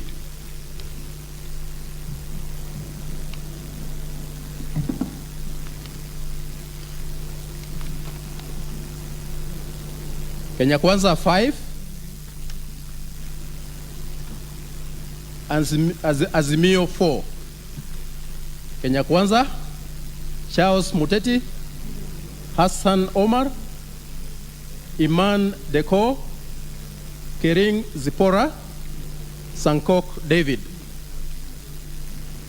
Azimio Kalonzo Kennedy, Kega James, Odinga Winnie, Shabao Said.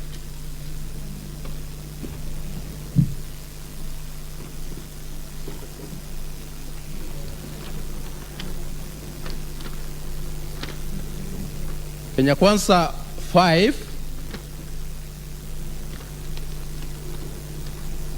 Azimio 4. Kenya Kwanza Charles Muteti, Iman Deko, Iringo Kubai, Sangok David, and Tom Chepto.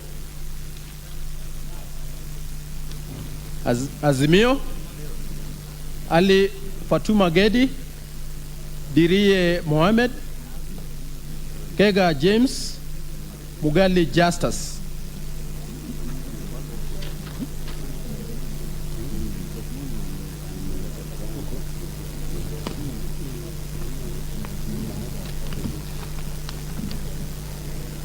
Azimio 5, sorry, Kenya Kwanza 5, Azimio 4. Kenya Kwanza Charles Muteti, Iringo Cyprian, Kering Zipora, Mwangi Godfrey, Sankok David.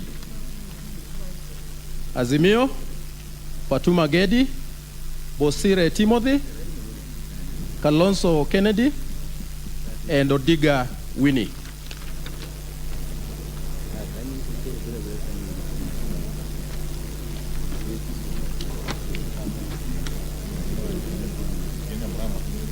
Kenya Kwanza 5, Azimio 4. Kenya Kwanza Hayden Omar, Busaidi Mohamed, Hassan Omar, Iman Deko, and Sheikh Ali. Azimio, Kalonzo Kennedy, Mugali Justice, Odinga Winnie, Shabao Said.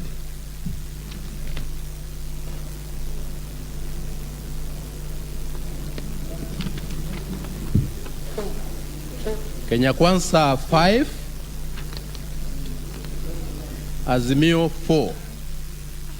Kenya Kwanza Charles Muteti, Hassan Omar, Iringo Cyprian, Kering Zipora, Mwangi Godfrey. Azimio Kalonzo Kennedy, Kega James, Mugali Justus, Odinga Winnie.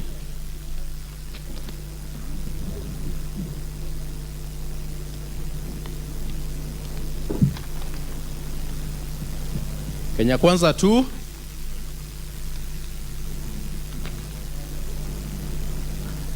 Azimio blank. Kenya Kwanza Iringo Cyprian, Mwangi Godfrey.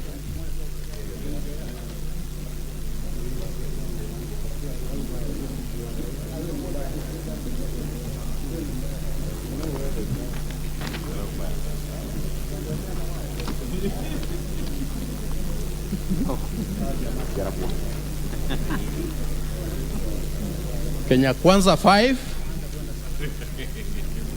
Azimio 4.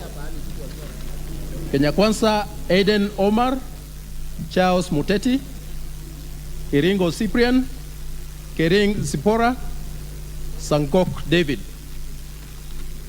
Azimio, Diriye Mohamed, Kalonzo Kennedy, Kega James, and Odinga Winnie.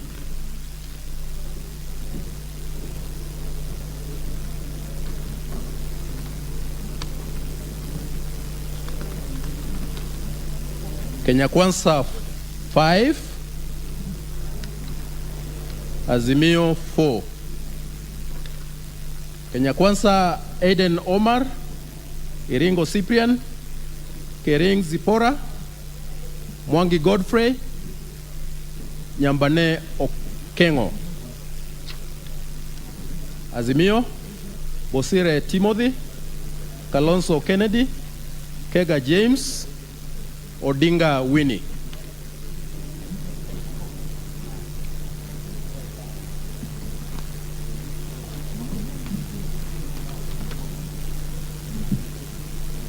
Kenya Kwanza 5, Azimio 4.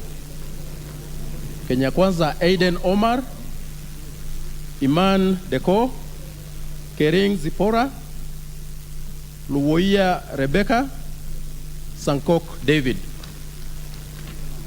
Azimio Diriye Mohamed, Kega James, Nakusa Beatrice, Odinga Winnie.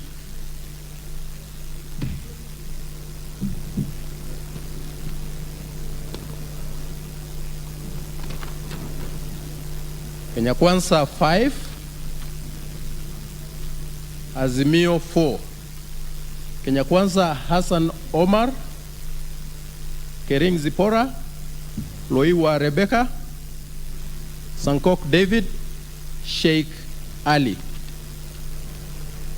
Azimio Fatuma Gedi, Kalonzo Kennedy, Nakusa Beatrice, Shabao Suleiman.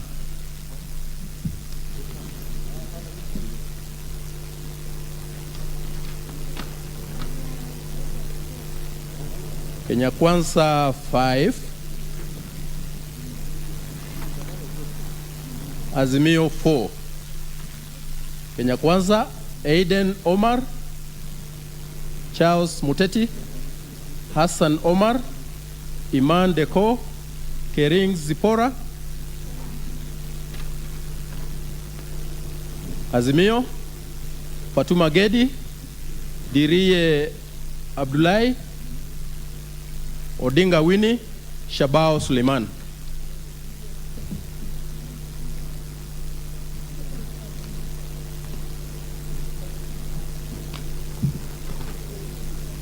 Kenya Kwanza 5, Azimio 4. Kenya Kwanza Charles Muteti, Hassan Omar, Iman Deko, Kering Zipora, Sankok David.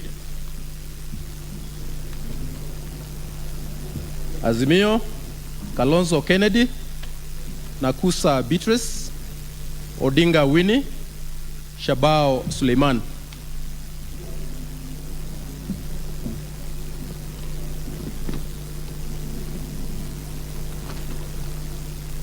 Kenya Kwanza 5,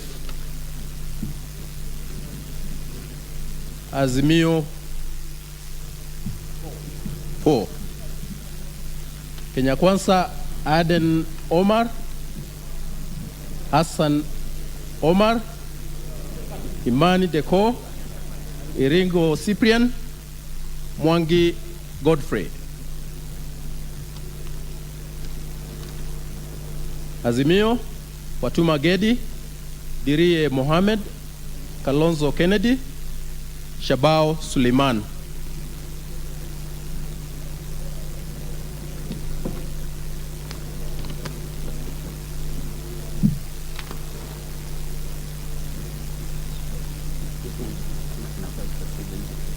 Kenya Kwanza 6, Azimio 4. So this is a spoiled vote.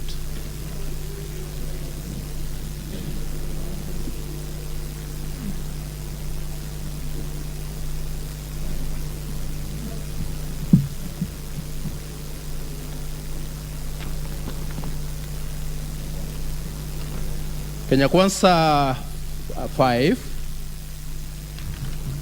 Azimio 4. Kenya Kwanza Hassan Omar, Iringo Cyprian, Kering Zipora, Sankok David. Azimio Bosire Timothy, Dirie Mohammed, Kega James, Keoni Jeremiah.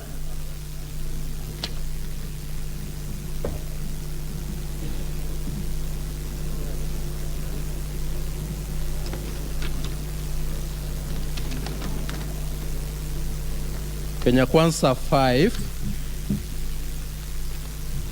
Azimio 4. Kenya Kwanza Aiden Omar, Charles Muteti, Hassan Omar, Iringo Cyprian, Kering Zipora. Azimio, Fatuma Gedi, Dirie Mohammed, Odinga Winnie, Shabao Suleiman.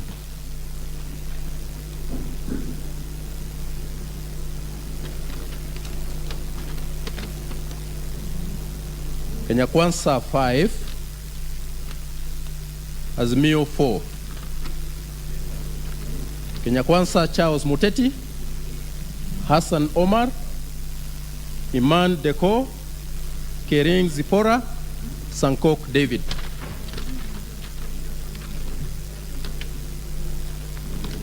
Azimio, Fatuma Gedi, Kalonzo Kennedy, Odinga Winnie, Shabao Suleiman.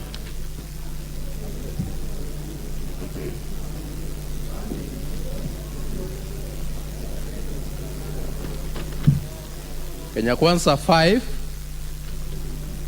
Azimio 4. Kenya Kwanza Hassan Omar, Iman Deko, Iringo Cyprian, Mwangi Godfrey, and David Sankok. Order, order, order. The private polling station on my right, just consult in low voices. Thank you. Azimio Fatuma Gedi, Kalonzo Kennedy, Odinga Winnie, Shabao Suleiman.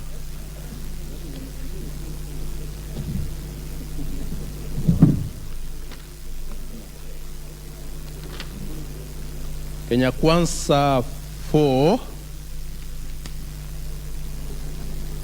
Azimio 2. Kenya Kwanza Hassan Omar, Iringo Cyprian, Mwangi Godfrey, Sankok David. Azimio Keoni Jeremiah, Shabao Suleiman.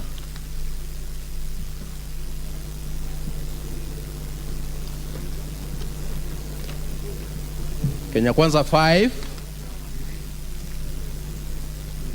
Azimio 4. Kenya Kwanza Charles Muteti, Hassan Omar, Iman Deko, Kering Zipora, Sankok David. Azimio Fatuma Gedi, Kalonzo Kennedy, Kega James, Keoni Jeremiah.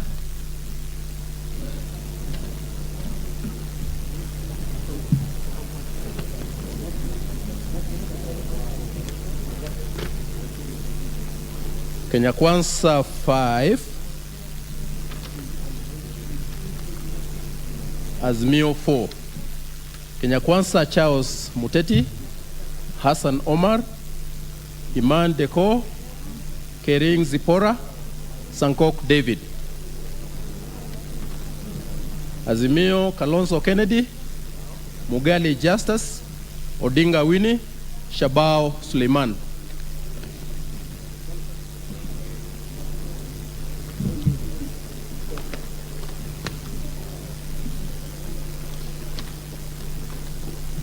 Kenya Kwanza 5,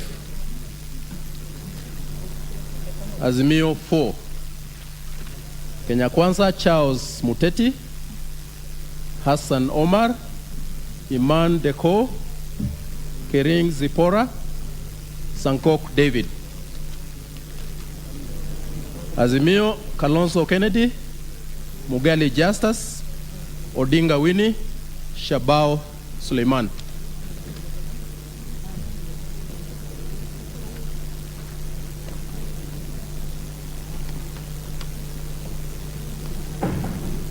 Kenya Kwanza 3, Azimio 1. Kenya Kwanza Hassan Omar, Iringo Cyprian, Mwangi Godfrey. Azimio Kega James.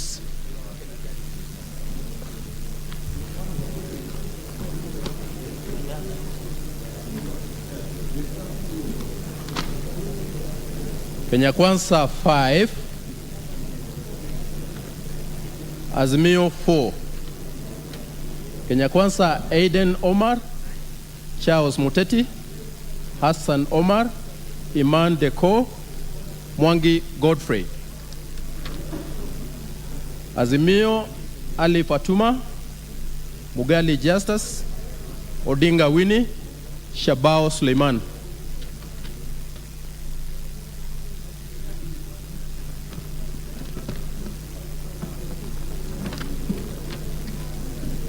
Kenya Kwanza 2, Azimio 0. Kenya Kwanza Iringo Cyprian, Mwangi Godfrey.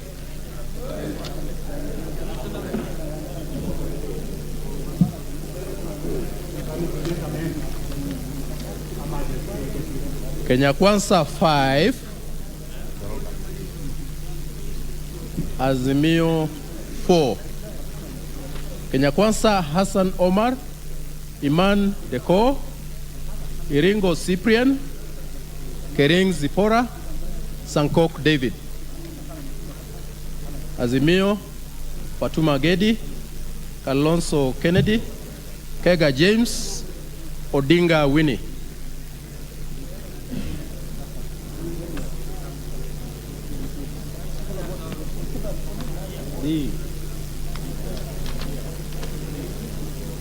Kenya Kwanza 5, Azimio 4. Kenya Kwanza Charles Muteti, Hassan Omar, Iringo Cyprian, Mwangi Godfrey, To Cherono.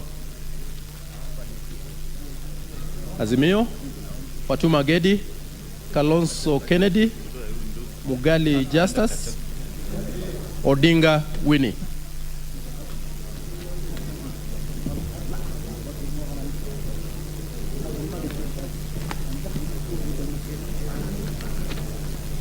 Kenya Kwanza 5, Azimio 4. Kenya Kwanza Hassan Omar, Iringo Cyprian, Kering Zipora, Mwangi Godfrey, Sankok David. Azimio Fatuma Gedi. Let me take that again. Kenya Kwanza Hassan Omar, Iringo Cyprian, Kering Zipora, Mwangi Godfrey, Sankok David. Azimio, Fatuma Gedi, Kalonzo Kennedy, Odinga Winnie, Shabao Suleiman.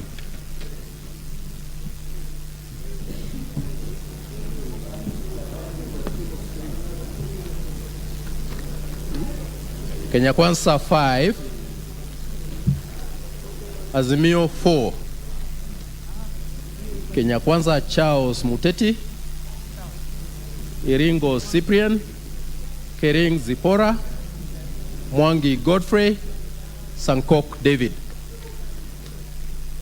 Azimio Fatuma Gedi, Kalonzo Kennedy, Kega James, Odinga Winnie.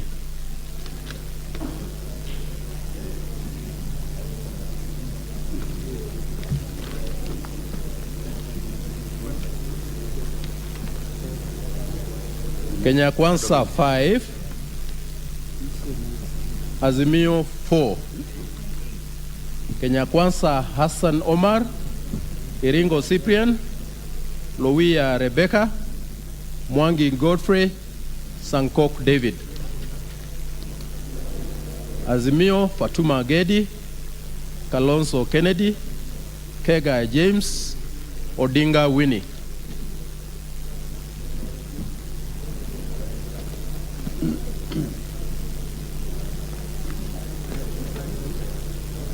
Azimio, Kenya Kwanza 5, Azimio 4. Kenya Kwanza Hassan Omar, Iringo Cyprian, Kering Zipora, Mwangi Godfrey, Sankok David. Azimio Fatuma Gedi, Dirie Abdullahi, Kalonzo Kennedy, Kega James.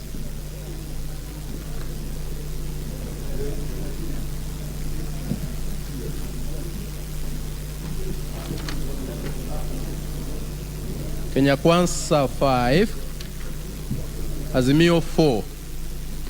Kenya Kwanza Iringo Cyprian, Mwangi Godfrey, Sankok David, Tomitom Lillian, To Cherono. Azimio Kalonzo Kennedy, Kega James, Odinga Winnie, Shabao Suleiman.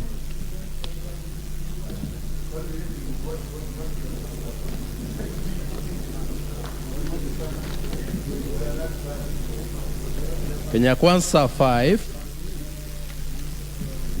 Azimio 4. Kenya Kwanza Charles Muteti, Hassan Omar, Iman Deko, Kering Zipora, Kuko Vincent. Azimio Fatuma Agedi, Kalonzo Kennedy, Mugali Justus, Odinga Winnie.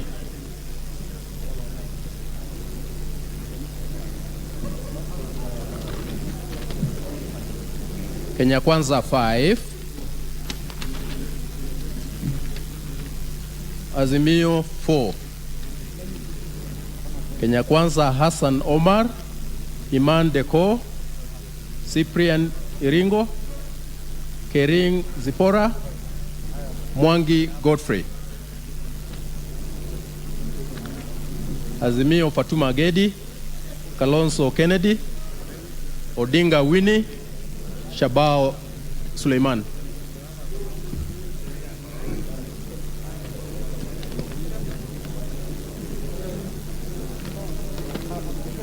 Kenya Kwanza 4,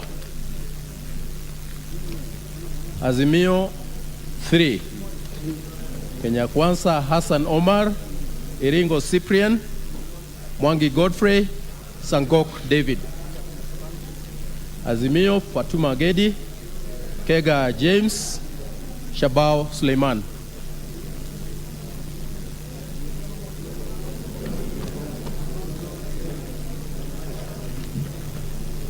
Kenya Kwanza 5, Azimio 4. Kenya Kwanza Aden Omar, Zipora Kering, Mwangi Godfrey, Nyambane Okengo, Sankok David. Azimio Bosire Timothy, Kalonzo Kennedy, Kega James, Odinga Winnie.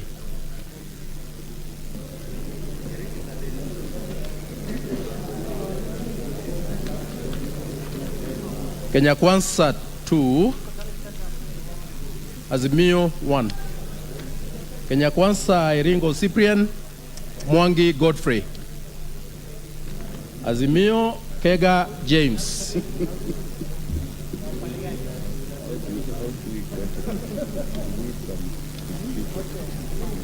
Kenya Kwanza 5, Azimio 4. Kenya Kwanza Charles Muteti, Hassan Omar, Iringo Cyprian, Kering Zipora, Mwangi Godfrey. Azimio Bosire Timothy, Kalonzo Kennedy, Kega James, Odinga Winnie.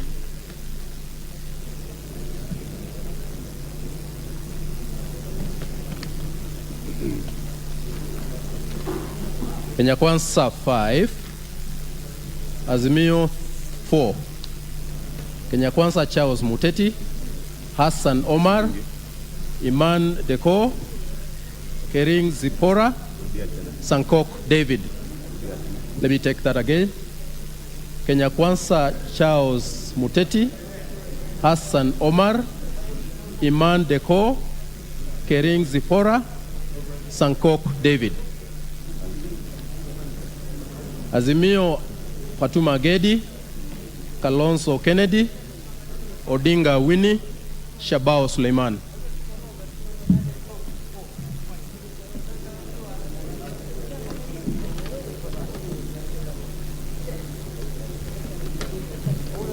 Kenya Kwanza 2, Azimio 1. Kenya Kwanza Iringo Cyprian, Mwangi Godfrey. Azimio Kega James.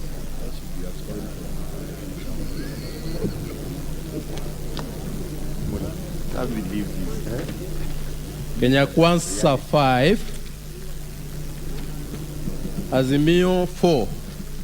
Kenya Kwanza Charles Muteti, Hassan Omar, Iringo Cyprian, Mwangi Godfrey, Sankok David. Azimio Fatuma Gedi, Kalonzo Kennedy, Odinga Winnie, Shabao Suleiman.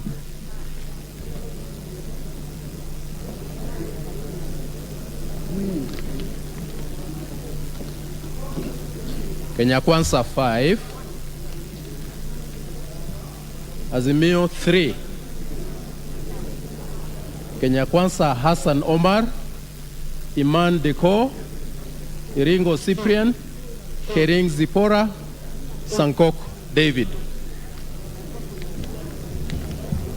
Azimio Bosire Timothy, Kalonzo Kennedy, Odinga Winnie.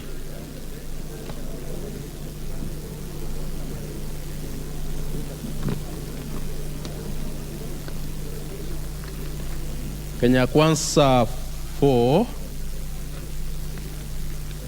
Azimio 4.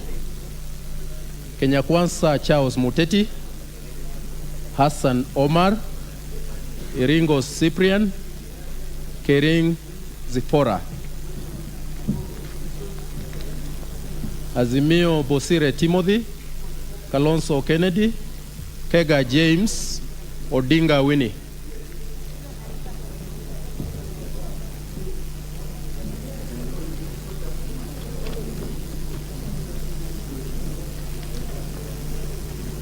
Kenya Kwanza 5, Azimio 4. Kenya Kwanza Charles Muteti, Hassan Omar, Iman Diko, Kering Zipora, Sankok David. Azimio Fatuma Agedi, Kalonzo Kennedy, Kega James, Odinga Winnie.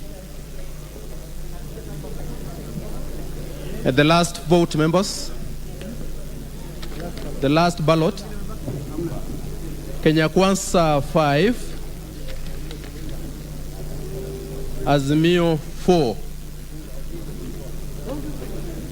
Kenya Kwanza Charles Muteti, Hassan Omar, Iringo Cyprian, Kering Zipora, Sankok David. Azimio Kalonzo Kennedy, Kega James, Mugali Justus, Odinga Winnie.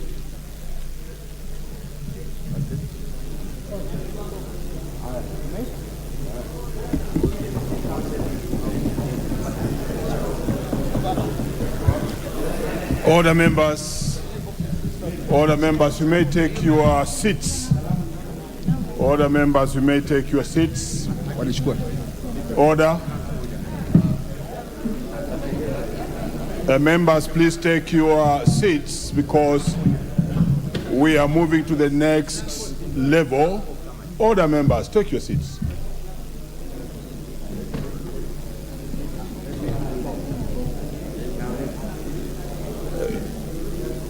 Member from Vita, please take your seat.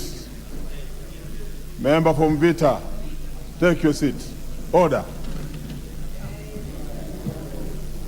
Very well. Let me thank the honorable members. You have been very patient. And now we have actually come to the end of the counting of the ballots. And now I may instruct the clerks to proceed with the tally. And this is how we shall do it. Only the clerks and the official agents shall be in that area where the process shall be going on. Thank you. Let's maintain this order.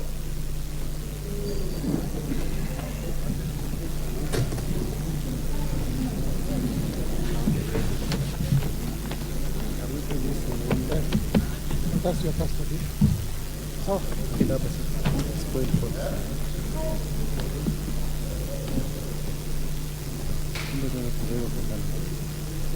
sio inawekwa kando. Inawekwa kando kwa box yake.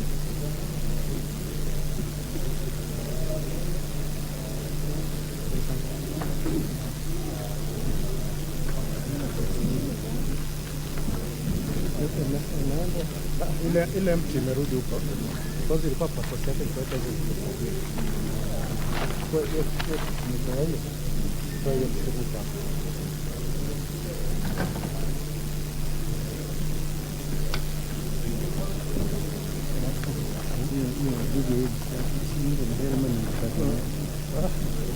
Unajua sasa serikali hapo nilitaka kujua arrangement hapo kama iko sawa ndio niambia bwana. Nani? So kama iko sawa, kwa nakwambia sawa. Nilitaka kujua ndio sije nitasema nitamwambia proceed. Alafu iwe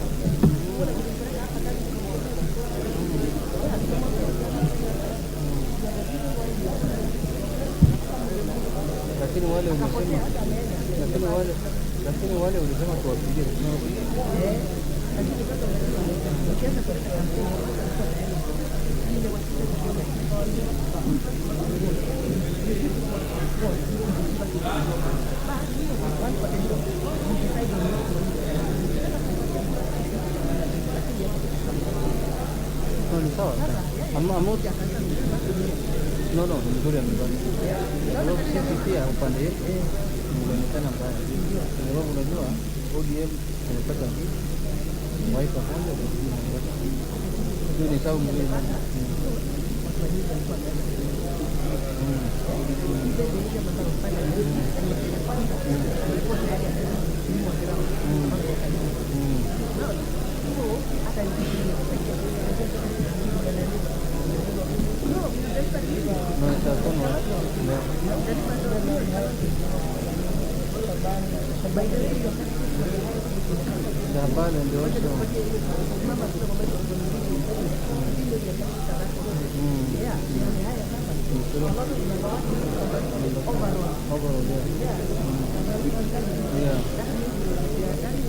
Yeah, no, it's a reflection of the general election.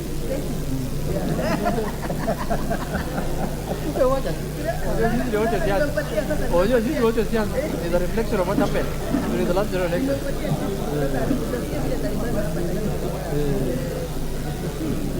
But it has gone well. Generally.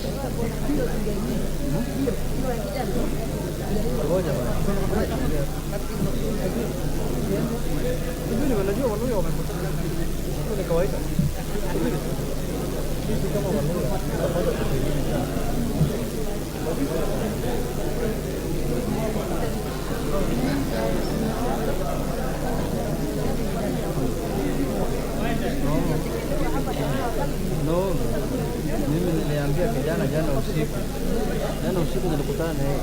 Ndio kijana. Niliambia ndio tikiti imeisha. Uliza enda tafuta suti niambia. Na kwenda yana. Hii imeisha. Okay. Honorable members who are not agents, move away from the tallying. Move away from the tallying. Just agents.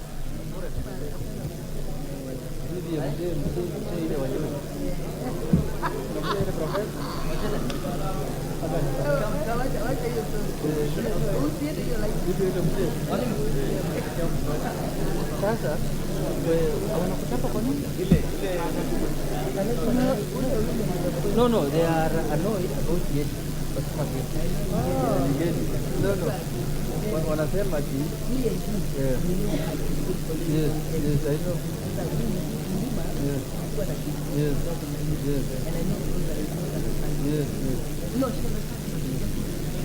So she was passionately supporting her. Yeah. She lost by a few votes, 10, 15 votes. How were you? She lost by 10, 15 votes.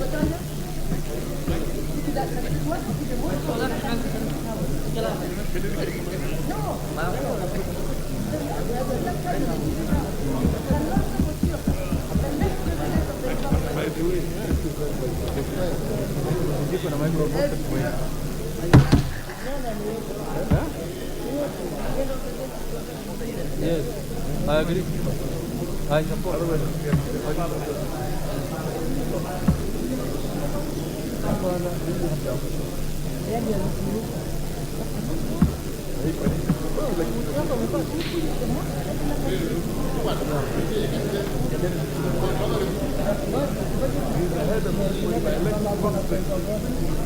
I'm doing.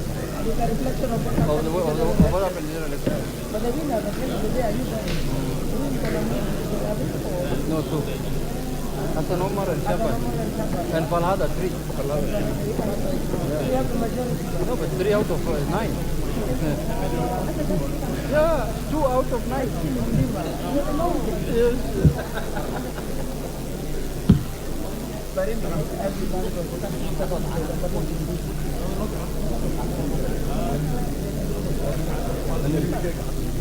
No, sorry.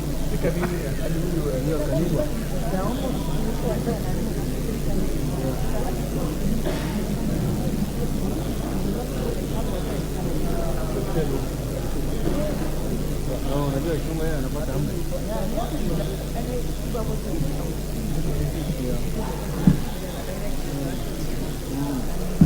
Na amepewa kazi. Sisi hatuna kazi hiyo.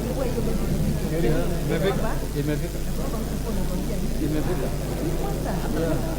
Ya pa, hawezi kupangwa.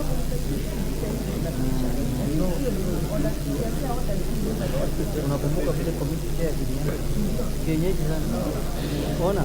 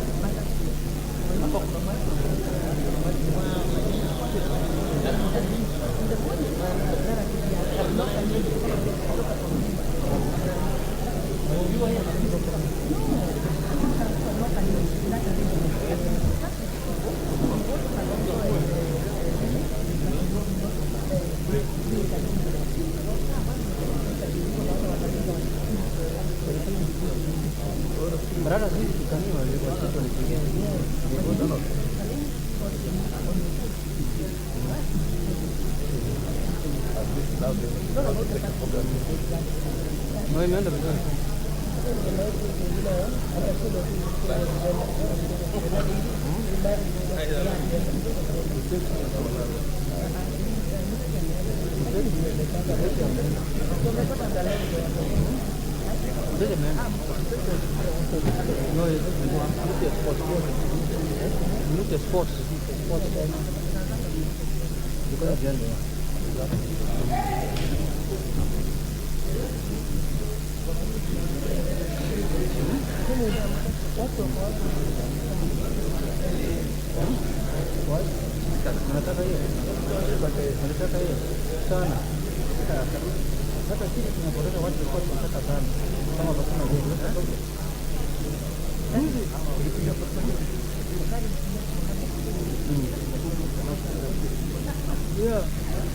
Hata sisi tumepoteza vitu muhimu.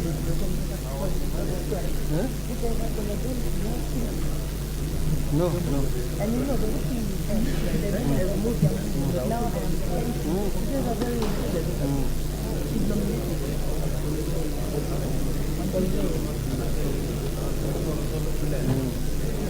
No, imeenda vizuri.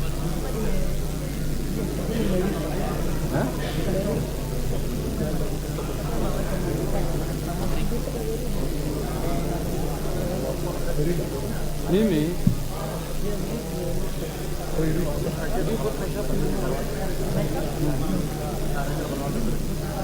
kuna wazaji wote kwa nini Winnie Kalonzo in the post office why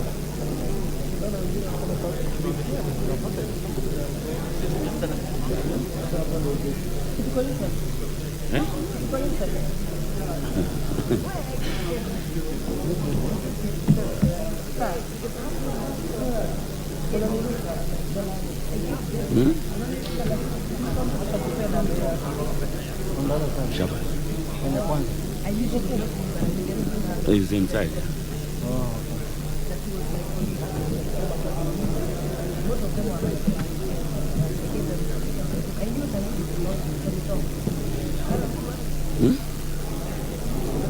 Siko sawa?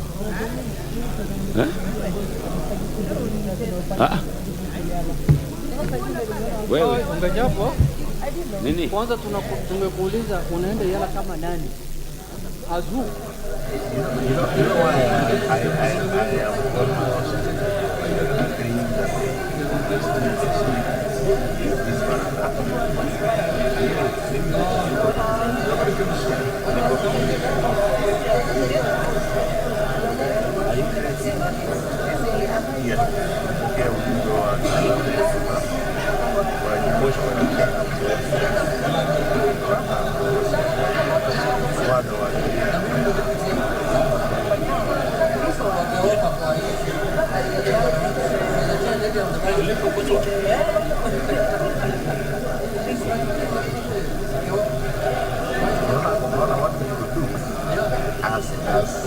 as LRP now, we should just facilitate.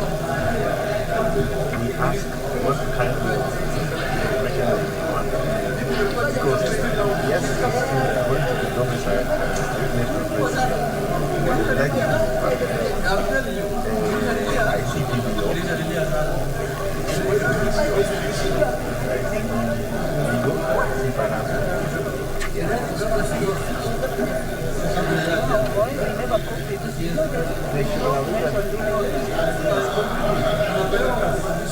Given how it ends up with us, also putting us on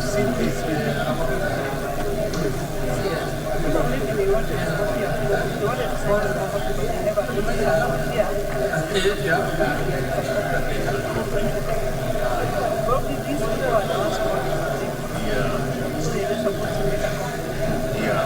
So let's establish, because it looks like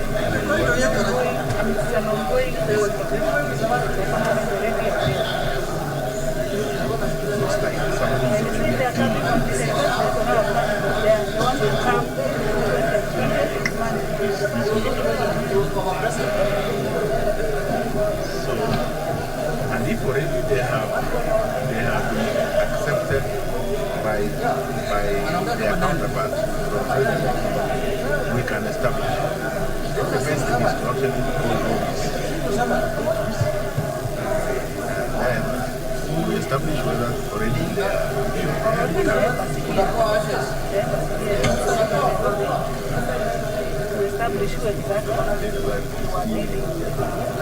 then, if they are particularly keen to meet our PBO, because it looks like PBO is relevant in finance.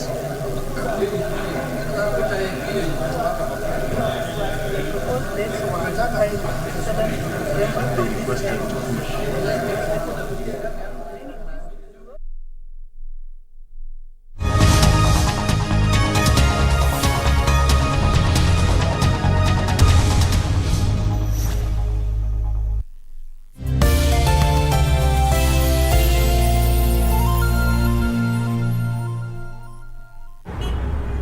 There are days when you think